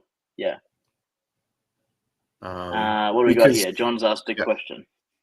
I currently have a paid Accor Plus up until April. I just got Amex, which gives free Accor Plus, same as what I've got. Should I wait until the current paid expires before activating? Mate, you could. I don't see the difference, though. It's not going to make much of a difference because it's based on your membership year with Amex. So you can just contact Amex and they can just switch it over to that one so you don't pay for it on renewal. I don't think you'll get any discounting back. But the other thing is you could have a separate membership. So you could also activate that membership, get your free night, and then when your other membership expires, you could transfer your account to the other one if you wanted to. But you know, it's only a couple of months, so I'd probably just transfer it over to that one. Reggie, can you explain to me, because it happened to me as well. So I had a normal account, like a normal Accor, non-Accor Plus account, and then I think it was back in July last year. I purchased the Accor Plus, and then that means I had 2 separate accounts, right? Yes. So obviously, and then I had to merge them, but I had to cancel the normal non-Accor Plus account. So now I only have a sole Accor Plus account, which links to my Accor status. Right? So they just merge them together, and obviously I was not granted, but what's the word? Deposited those 20 nights in my account. Yep. And then also was able to transfer the points from my non-Accor Plus to my new Accor Plus account. Yep. So, and Sure. then obviously they gave me 20 nights, and then I just had to do 40 nights to get the platinum level, which that's when, again, we all know that's when the game gets interesting, you know? I was just thinking as well, because once you have all signature for 4 months, right, you can then transfer reward points between accounts. So technically speaking, you could also transfer, if you had that on one account, you had two accounts. So I've got two Accor accounts. One's a gold membership and one's a diamond membership. The reason I have two is because I have two Amex cards. One's a business one and one's a personal one, and I get a free membership with each one. No, so even though Accor says you can't have more than one account, well, Amex doesn't allow me to give that second account to anybody else. It has to be in my name. So that's really, really annoying that I can't do anything with that or give it to someone, because it'd be great if I could just give it to somebody else. It'd be much easier than me having two that I don't really use. So, yeah, technically speaking, if I wanted to, I could transfer those points between them, you know, if I had the 4 months thing, if that would become beneficial. I'm just thinking. But essentially, if you've got two accounts, Accor can just merge them together, all those points transfer across. And this is a way in which you could save money, because you could go and open up, say, an Accor Plus account in Philippines under the 20% off refer a friend offer. And then you could just talk to the team and get them to say, hey, I'd like to transfer my account to my Philippines account, and they will do that for you. So John says my current one is Malaysia, but I have since moved to Australia. Okay. Yeah, it might be a bit more confusing for them, but yeah, you might have to create a new account and get them to change it, or talk to the team and get them to change your account to Australia. I would just get Amex to, like, Amex will ask you, essentially, once you use the same email address, it will generate it should generate under the same one, like that you already have a membership. But yeah, you might have to contact Amex on chat and just let them know that you already have an account and see what they can do. So the Amex, that's only for Australia, I assume, right? Amex has Amex Australia gives you Accor Plus memberships, both the business platinum card and also the platinum charge card and the business platinum charge card. They both give you they both give you Accor Plus memberships, the full Accor Plus membership with the free night. It's one of the benefits of having the Amex card. Yeah, it's a good benefit. So how we're going to talk in Aussie dollar? How much is the Amex Platinum in Australia? Ballpark figure here. I have $1,000. Yeah, it's more. I have I get a deal because I've got both the personal and the business one. John, how much was your Amex card, mate? Because I get like $950 off because I have both. There you go, $1,450. So Aussie dollars, $1,450 for the personal card, yeah. And then I pay the business cards, like I think between both of mine I pay $2,200 because I've got both. But I think the Amex business card is like $1,750 from memory. So I get quite a hefty discount by having both cards. Yeah, that's good. Because just the Accor Plus on its own, it's about what, 300 Aussie, 299, something like that. $395 or something. Yeah. So and then you also get a $450 travel credit as well. Okay, that's good. But the points alone he has makes it a worthwhile investment, let alone all the benefits. Yeah, that's the same for me. Yeah. Yeah, the Amex card's great. I really love my Amex Platinum cards. I'm trying to cancel one, but then whenever I go to do that, I then work out that my fee is going to go back up, and it doesn't make sense for me to cancel it because essentially the travel credit I get is equivalent to essentially the difference I pay between having both cards. So as long as I use the travel credit, which, you know, I have done and forgotten about using, that has happened from time to time. The other card that's really good for people earning, and if anyone ever needs a referral link, we can send that through, is the Qantas Amex Ultimate card. It's a really good card. It earns great points per dollar. It's a credit card, and it's a really low annual fee. It's $450 annual fee, and it comes with a $450 travel credit for Qantas. So essentially that travel credit, alleviates the price. It's great. Do they ever offer points to retain after the first year? No, they used to. The Royal Commission in Australia got rid of all the deals and awesome stuff that you could get with Amex, and how you could essentially screw them over with those, because you could go and cancel it.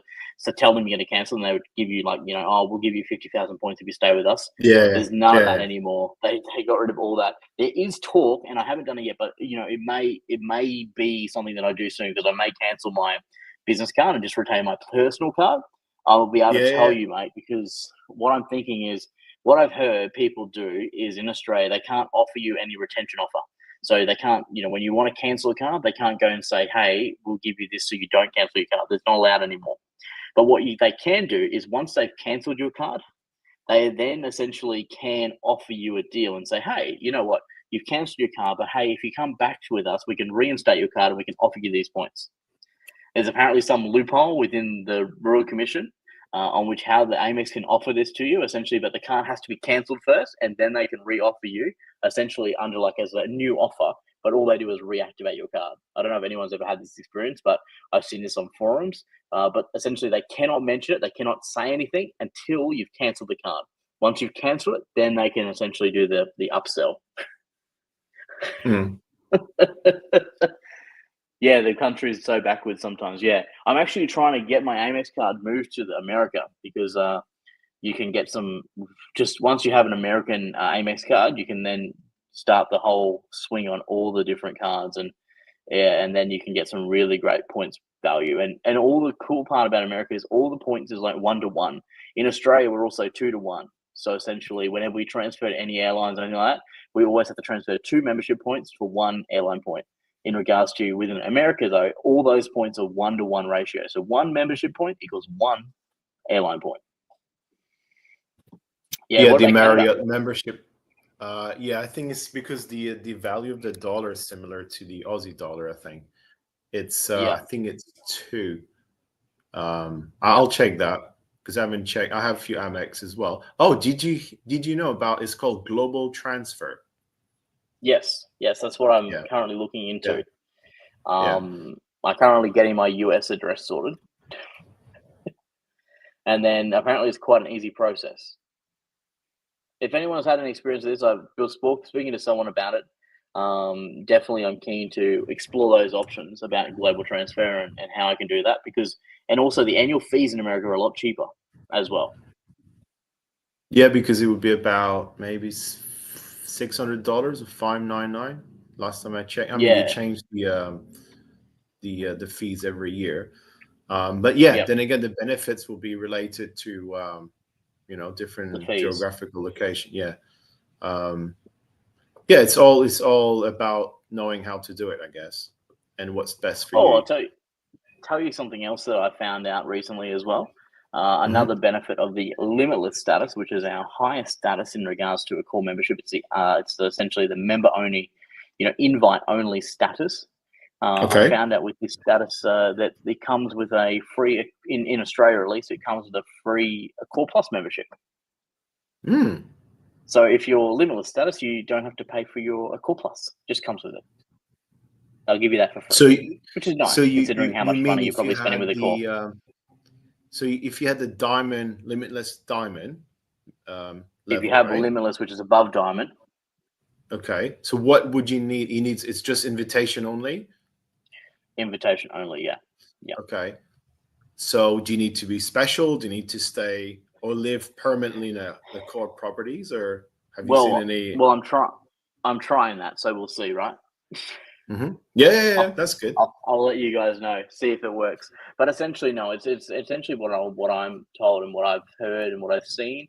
It's all based around the spend. You have to spend the money to essentially get the diamond status. And the people I know stay in suites, that type of stuff. To get the limitless status, that is essentially how it works. But there's lots of benefits in regards to that. And how that, what you can get with that is quite crazy, to be honest.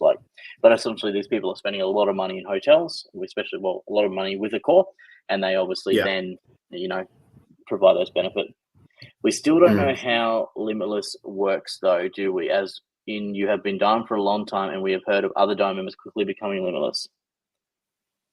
Oh, I answered the question. Thanks, mate. I answered the question before you even asked the question. It's great.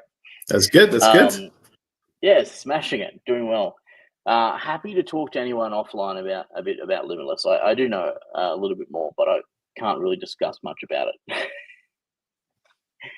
It's a very secretive club. I know 2 Limitless members.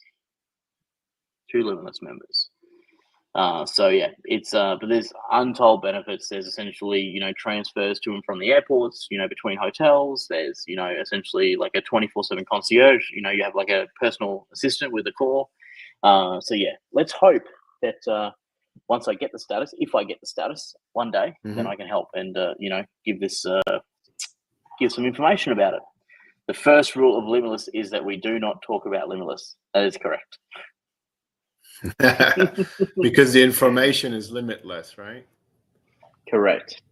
Yes, and you can look online, and the information is very scarce, very limited information about this. And I probably know a lot more than other people do, but a lot of information shouldn't be shared on a public forum yet until more things are confirmed. So, yeah, interesting, the whole limitless status. Hopefully, one day we'll see. So, any other questions? We've probably got about 15 minutes left at the moment. If anyone's got any questions about anything. So going back to Accor Plus, I think it's a great benefit to have. If you're traveling in Asia, definitely come and try out I think it's definitely, and I'm sure most people watching are going to have Accor Plus as well. And it's a great benefit. You obviously get your free night. We've talked about, in previous things and on my Q&As, I've talked about where people should use the free night. And there's many places that this can be used. Essentially, you want to try and get your highest dollar value for sure. Yeah. Take over for a second, mate. I'm just going to have a coughing fit. Yeah. So yeah, if I use my personal experience, coming back to what you were saying about the, sorry, it's a bit dark now. I need to turn on the light, but I cannot find the switch. Yeah. So I have redeemed my free night this year at the Sofitel in Saigon, the Sofitel Plaza, I think it's called. I think you've been there as well, right? Yeah. So if I convert that into like a money value, it's around $200 I think per night. Yep. So assuming I paid roughly about $230 for the membership, and I had breakfast at the hotel. Obviously, I had to stay about 40 nights after buying the Accor Plus membership. So everything added, yeah, you just pay itself straight away, basically, with that free night. And then again, you can keep that for a year. From the day you bought it, I think it's 12 months from the day you bought it, but then you need to link that to your Accor status. For example, I have platinum at the moment. So mine is good until next, obviously 12 months from the day I bought the Accor Plus. If I want to keep the platinum, I need to still stay 40 nights this year, which we starting from the 1st of January each year to be able to keep my status for the following year. And then again, the Accor Plus is something extra on top. So I have Accor Plus Platinum. That's my status at the moment. So it's like the two combined, which makes it like, I think I was a bit confused at the beginning to understand exactly how it worked, but I'm quite familiar with loyalty programs. It's kind of the same mechanic, I would say, but the Accor Plus is like a platinum. It's like a parallel system that is sort of like integrate into your Accor Limitless program. So yeah, cool. Yeah, in a nutshell, that's what it feels like. Yeah, and platinum, like I said before, that's where the whole loyalty starts to be rewarding you with all the perks, benefits, upgrades, food. But again, like we said before, the 50%, that's something in a different. It's a very high, very useful perk. Let's put it that way. Mate, we'll come back to Luke in a second because I've got a very special guest here with us. Okay. His name is Risky. I'm going to bring him on now, and he is the banquet supervisor at the Move and Pick in Surabaya. Hello, sir. Hello. Hello. Welcome to the podcast. How are you? We are good, mate. Reggie, where are you now? Yeah. Where are you now? Right now. In the Royal Surakarta Heritage. Oh, Surakarta, yeah. In Solo. Yeah. Solo. Where are you? At home, my home. I get a day off, but yeah, Day off today. looking for your life. Not at the office. But appreciate you joining us, man. And the cool part is Risky was part of my very first chicken wing challenge, my very first Wow. hardest interview. So cool that he's a part of this, and he can join us now on the podcast. And he's now, from the interview we do, he now get a job working at the Move and Pick. Wow, that's amazing. So cool, yeah. So cool, man. And how is So the Move and Pick? Move and Pick was good. There's a small 5-star hotel. It's a simply 5-star hotel, but it's a complete with a facility like pool. Also, we have a sauna. We have a restaurant, bar. Yeah, you got everything there. You got a nice restaurant that overlooks the pool, overlooking the city, and also you got the kids there. Hello, guys. Hello. We're on the live. Hello. That's so cool, yeah. Hello. My name is You can Zaki. say hello to everybody. My name is Zaki. Yeah, his name was Zaki. Zaki, good to meet you. Zaki, I'm Redgie. This is Andre. He is special. My guest before have a Japanese from Japanese. Give him name. His name Ryu Zaki, and I call it Zaki. Zaki. Japanese cool. name Ryu Zaki. So cool, because we are on Java Island right now. So cool. Wow, that's great, man. Well, definitely everybody keep an eye on the videos, because you're going to see some really cool video coming out with Risky next week. Later this week. It's going to be so good. Make sure you stay tuned, everybody. And if you go Move and Pick, say hello to Risky. Okay, can waiting the video uploaded. It's going to be good. Thank you for joining us. Cool. Thank you so much, Cam. Thank you, guys. Have a Bye. nice day. Yeah. Bye. Thank you, Lee. Cool, yeah? Yeah, that's so cool. Right? Thanks for joining us, Risky. Appreciate it, brother. So good. So good. We come back to the questions here that we got live. And we've got here Luke saying that he's getting a free transfer from the airport at Phuket. He's only platinum. Yeah, mate. I get lots of transfers as well, being diamond, which is really cool as well. And so yeah, it which just hotel depends. would that be? Is that the Pullman? Yeah. Yeah, let us know, mate. That's a good question. You can let us all know what hotel that is. Oh, you got the light on there, mate. It's working now. Yeah, found the switch. Thanks to my wife. How long you stayed there and you haven't been able to find the switch? Because I had too many cables around me. It was too dark, and then there's too many obstacles around where I am now. So yeah, it's fine. I feel brighter now. I feel much more, enlightened now. Oh, the M Gallery, La Veranda. Yeah, a great property. Yeah, you have to let us know how that stay is, mate. Michael's gone. I want the Amex to be part of my future. I think Australian restrictions are hurting me. We'll need more investigation how to achieve. Yeah, yep, definitely. There's going to be options to get it, mate. Amex are pretty light on their criteria in regards to, they seem to approve a lot of people that probably shouldn't have Amexes. So I'm sure you'll be able to try and work it out. John's asking, does the Sofitel Brisbane have a lounge? It certainly does. Definitely has a lounge, mate. I've had that lounge experience. I don't think it's the greatest, but other people may comment. Otherwise, I've seen some comments on the group in regards to that property, and some people think it's great. Other people, like myself, I think it can be definitely improved. I find the canapes aren't that great. And it seems like a little bit like, I don't know, like it just doesn't seem like a very vibey and happy place. It's kind of dull, I find at that lounge. Nice views, but yeah, I find it needs a little bit more flavor, a little bit more flair, really. But I think maybe it's just being an Australian property rather than being in Asia. That's probably a big thing of it.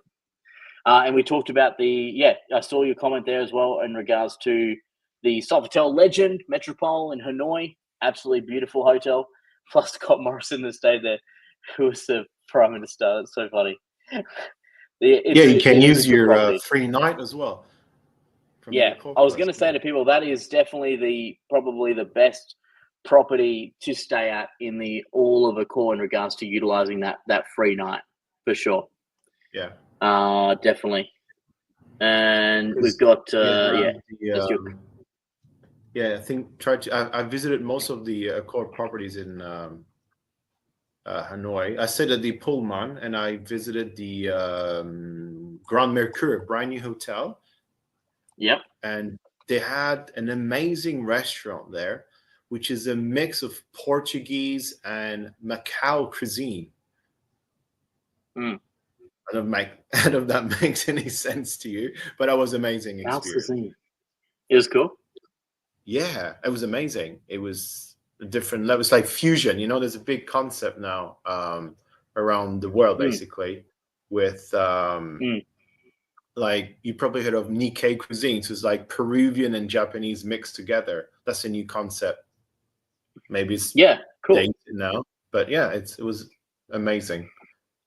There are a few verandas in Asia for sure. There is also the one near Pattaya. In Pattaya, yeah. There's one there, and it's actually quite a nice property. There's also one in Phuket as well. Yeah. Which we're talking about. Many properties out there, which is really cool. Really cool. And three of them. And there's also the Huhin has one of the most incredible ones, I think. And there's also one up near Chiang Mai as well, which is a really nice property as well. You mean from the M Gallery? The M Gallery. Yeah,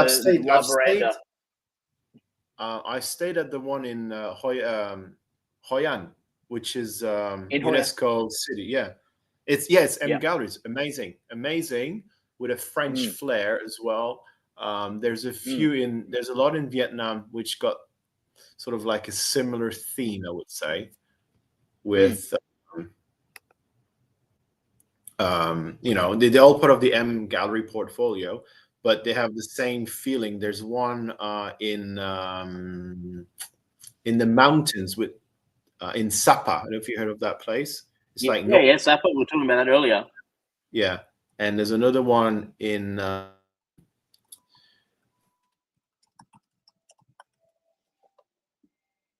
Oh, it looks like Andre is frozen up there. Concept. Yep, so we're back again. So you lost for a second there, mate. Yeah, amazing properties as well. But they have similarities. So cool. Yeah. And Lucas said, Metropolis, ScoMo rates it must be top notch. ScoMo was the Prime Minister in Australia before, mate.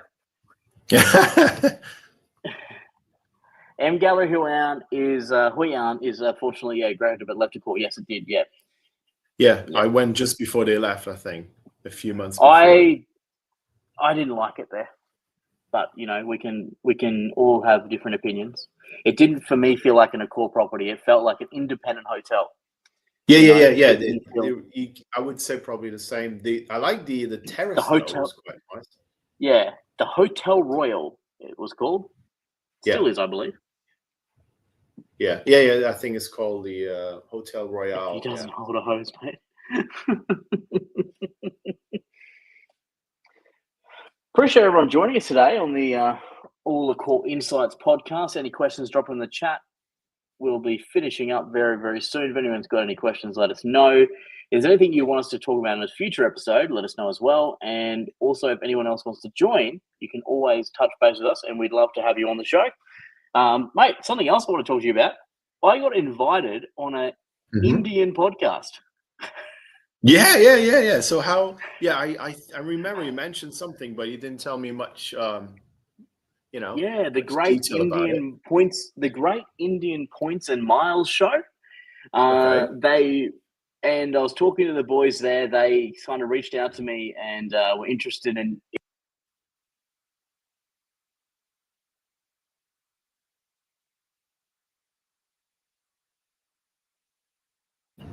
Oh, we're back. Sorry, guys, I lost you for a second. You got me again? Yep. Can you get me Can you guys hear me still?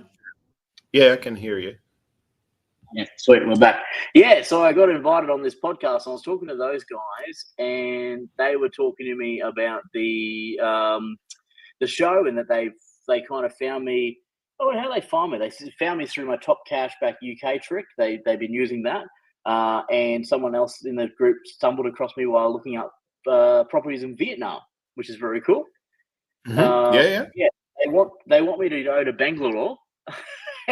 They're asking me if I'm going to be there a part of our 365 nights. I haven't checked any of the properties there, but I definitely do want to try India on the tour if I can. But the crazy part is I'm nearly halfway, mate. So I've got to be really strategic now on where I go and what I choose to go to, because obviously I'm going to only have another 180 kind of nights, and we talk about that. Maybe that's another 60 odd properties. So let's see what happens. But I'm really keen to join the boys, and we'll probably have them on the show as well to talk about a bit about the the property as well, which would be really cool, about where they've stayed, and then obviously points and miles, and yeah, really crazy. The Great Indian Points and Miles podcast, just wild, right? You mentioned about the one of the viewers, Ian Smith. He was at the Pullman, I think, right? Ian's just commented. Yeah, Ian was, and you missed him by 6 minutes at that night. I did message him about it. Oh, there you go. He said he spotted you in the breakfast room. Oh, he didn't want to talk to you because you're talking to your wife.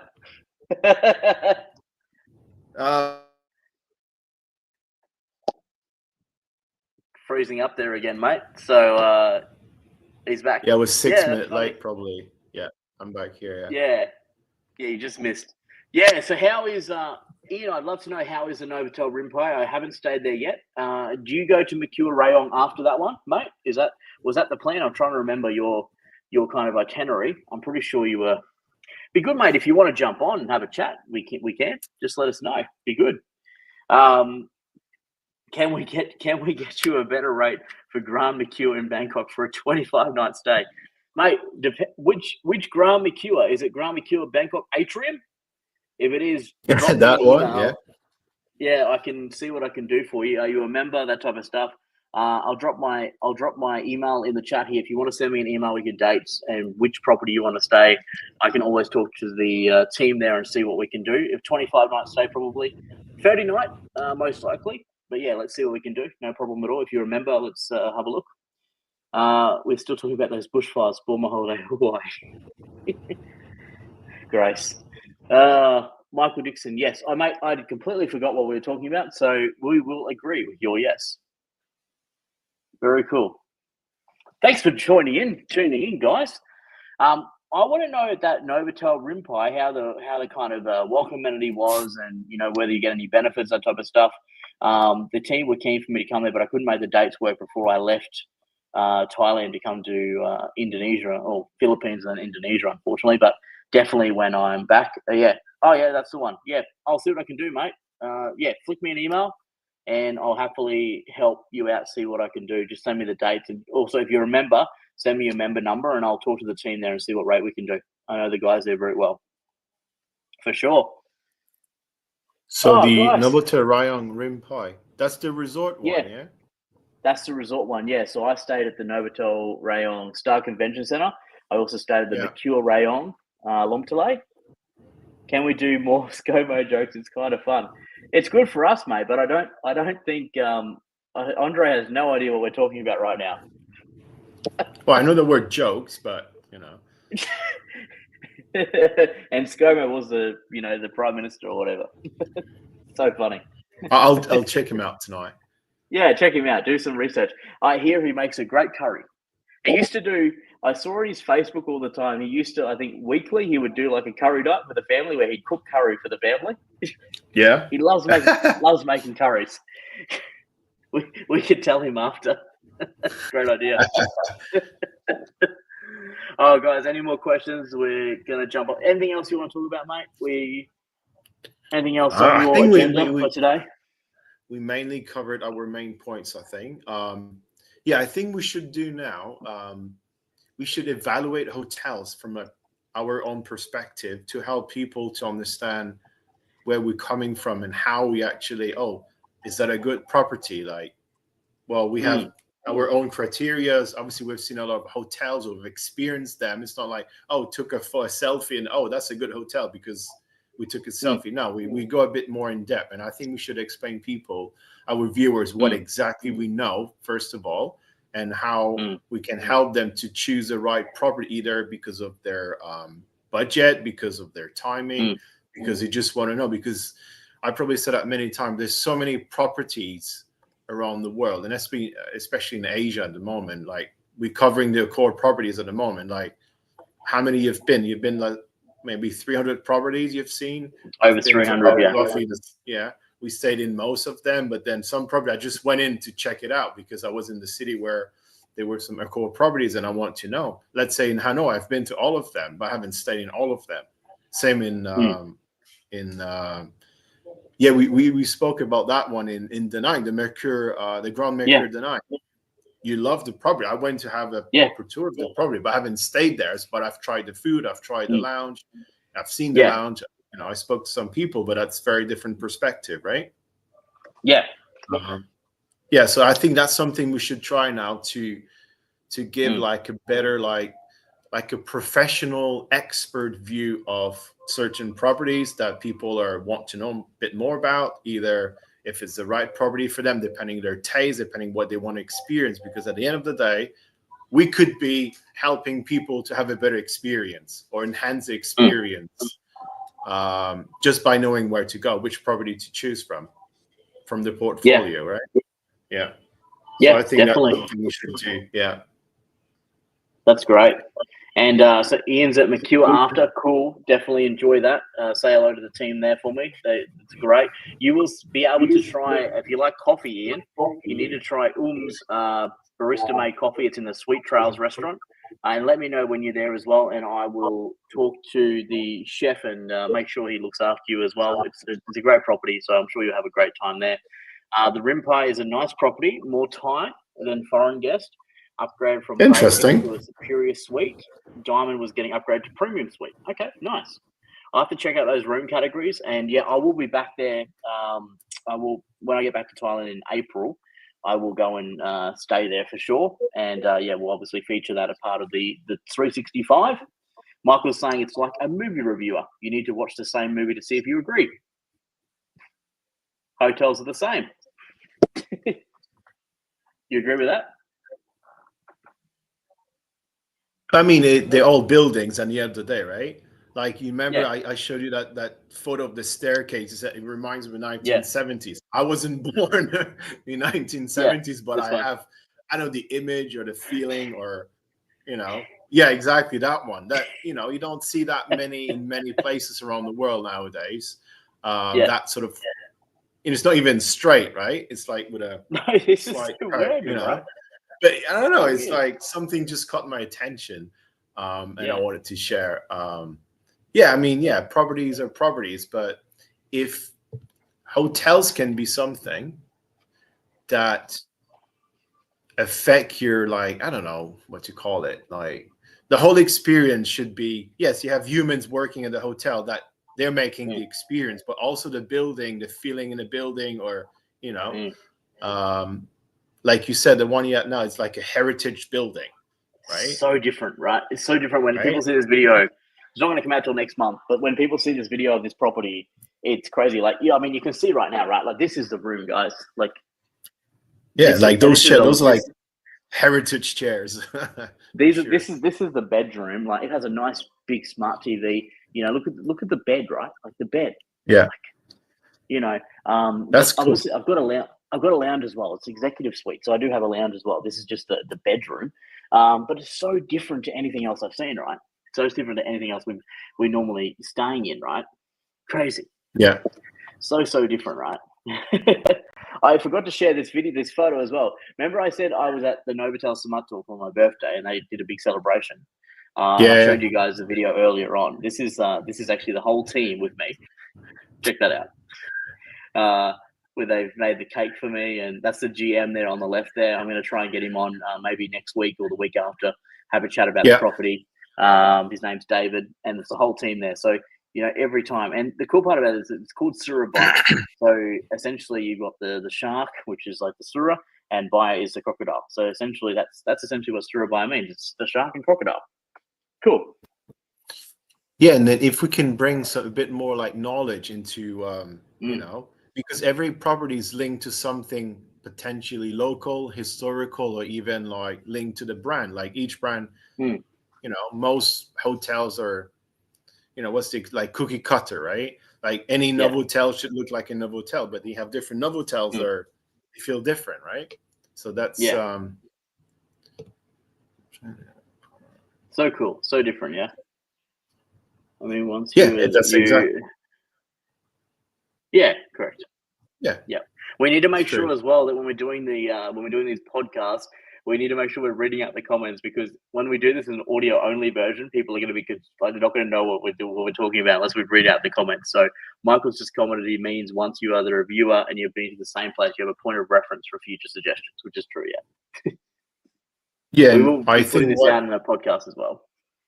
Yeah, and also what we're trying to do is to give like an overview. First of all, we also have like I haven't been treated any differently. Like whatever experience I had, that should be from the point of view of a typical guest in a hotel, right? And what we're trying to do is to help hotels. Like from what I know, what you're doing, and there's a lot of like connection with the people who work at the hotel. That's very important, I think. Yeah. For them, and because that's their job at the end of the day, right? The humans are doing their job to the best of their ability, but then you're there as a guest, they're providing a service, but then there's still that human connection that's something you might or people might look for when they stay in a hotel, so that's something. If the staff and the management of the hotel is aware what's going on for things like that we're trying to I won't say the word implement yet, but trying to suggest hotels, that could be a good option to do it that way, because I think your guests might like it this way, right? Yeah, that's what we're doing in this. Yeah. So cool. I love it. Yeah. So if no one has any more questions, I think we'll wrap everything up. Amazing. We couldn't get you a guest on, they're not responding. No, I think they really sorry they can make it today. Maybe next week we'll try. Maybe next week. Next week we will be more organized. I have been back to back with hotels, crazy. Andre's been in patio, partying it up. Yeah. Don't remember much, but yeah. We will. We'll be back next week. How's Saturday as well? I think Saturday worked better for everybody. I think Saturday is going to be the better time to do this for everybody. But if a weekday is better, like when we started, we were doing it on Wednesday nights. If a weekday is better for people, then let us know. If we're doing the weekend, I'll probably do I'll probably drop the Q&A and just bring everyone on here. So, because I'm doing the Q&A normally on a Sunday afternoon. If a Sunday afternoon is better as well for everybody, let us know. Just give us an idea on what's good. You guys are watching now, so you're the best people to tell us when is best for you. Obviously, now is great for you. But if anyone's watching this after the fact, because obviously this will play back on our YouTube later. So if anyone's watching later and you have a time frame on which you think is going to be best to watch, or when you're available, then just drop it in the comments. Let us know. It will definitely help out for sure. And Richard, I just got your email, so I appreciate that. I will touch base with you once I can in regards to that. What do we got here? Lukey, I jump on, but it's Saturday night and I've got 6 red wines. I do have a few more ScoMo jokes if anyone is interested.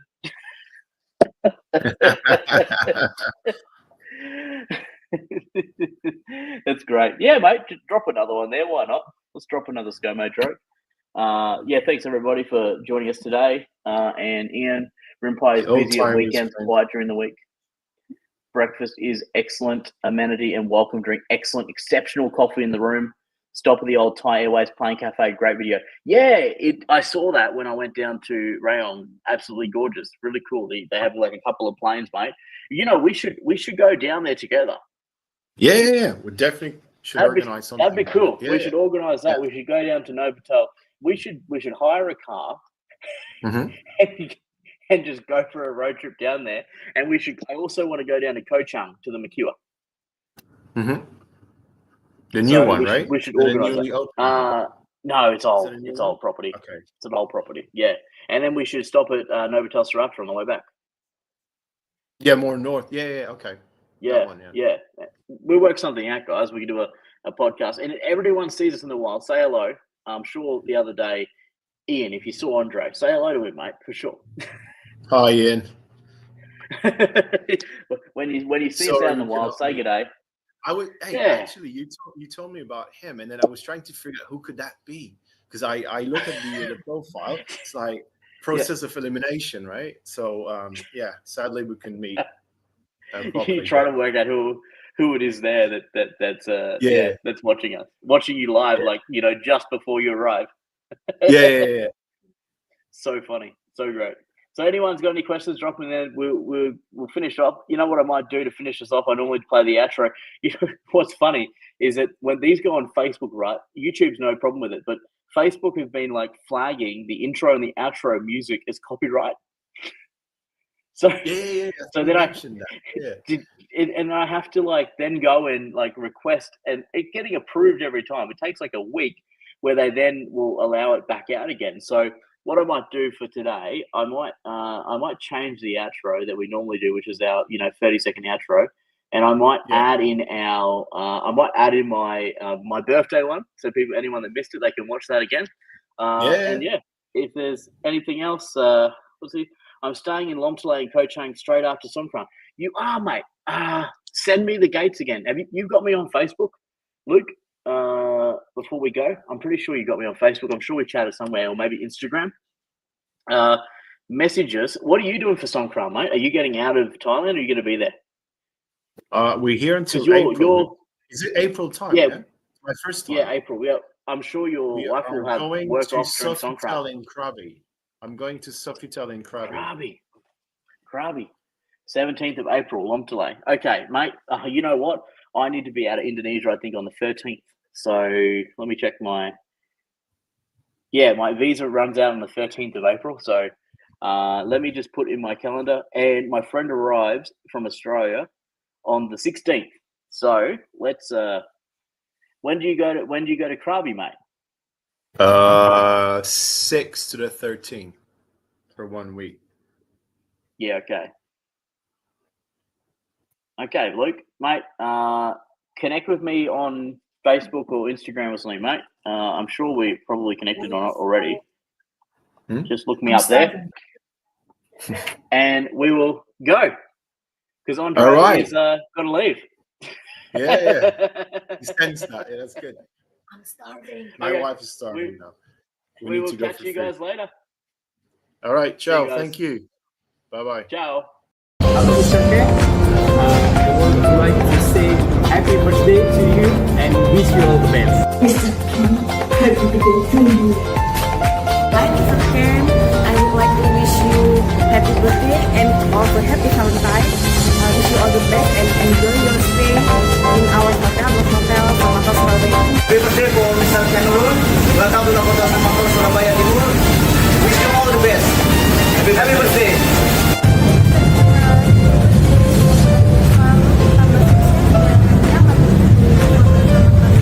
Hello, Mr. Cameron. I just want to say a happy birthday. Hope you have an amazing birthday and enjoy your stay in Lomtale. Happy birthday, Mr. Cameron. Wish you all the best. Hello, Mr. Cameron. Happy birthday. Wish you all the best. Keep healthy and success always. Happy birthday, Mr. Ken. Wish you all the best and stay healthy. Selamat ulang tahun Mr. Cameron. Semoga sukses dan sehat selalu. Happy birthday, Mr. Cameron. God bless you. Happy birthday, Mr. Cam. Wishing you another wonderful year of happiness. Happy birthday, happy Valentine's Day, Mr. Cameron. May this year bring you joy, success, and more adventure. As a Diamond member, you are mean so much to Novotel Samator Surabaya Timur. We are truly appreciate you. Cheers to another wonderful year ahead.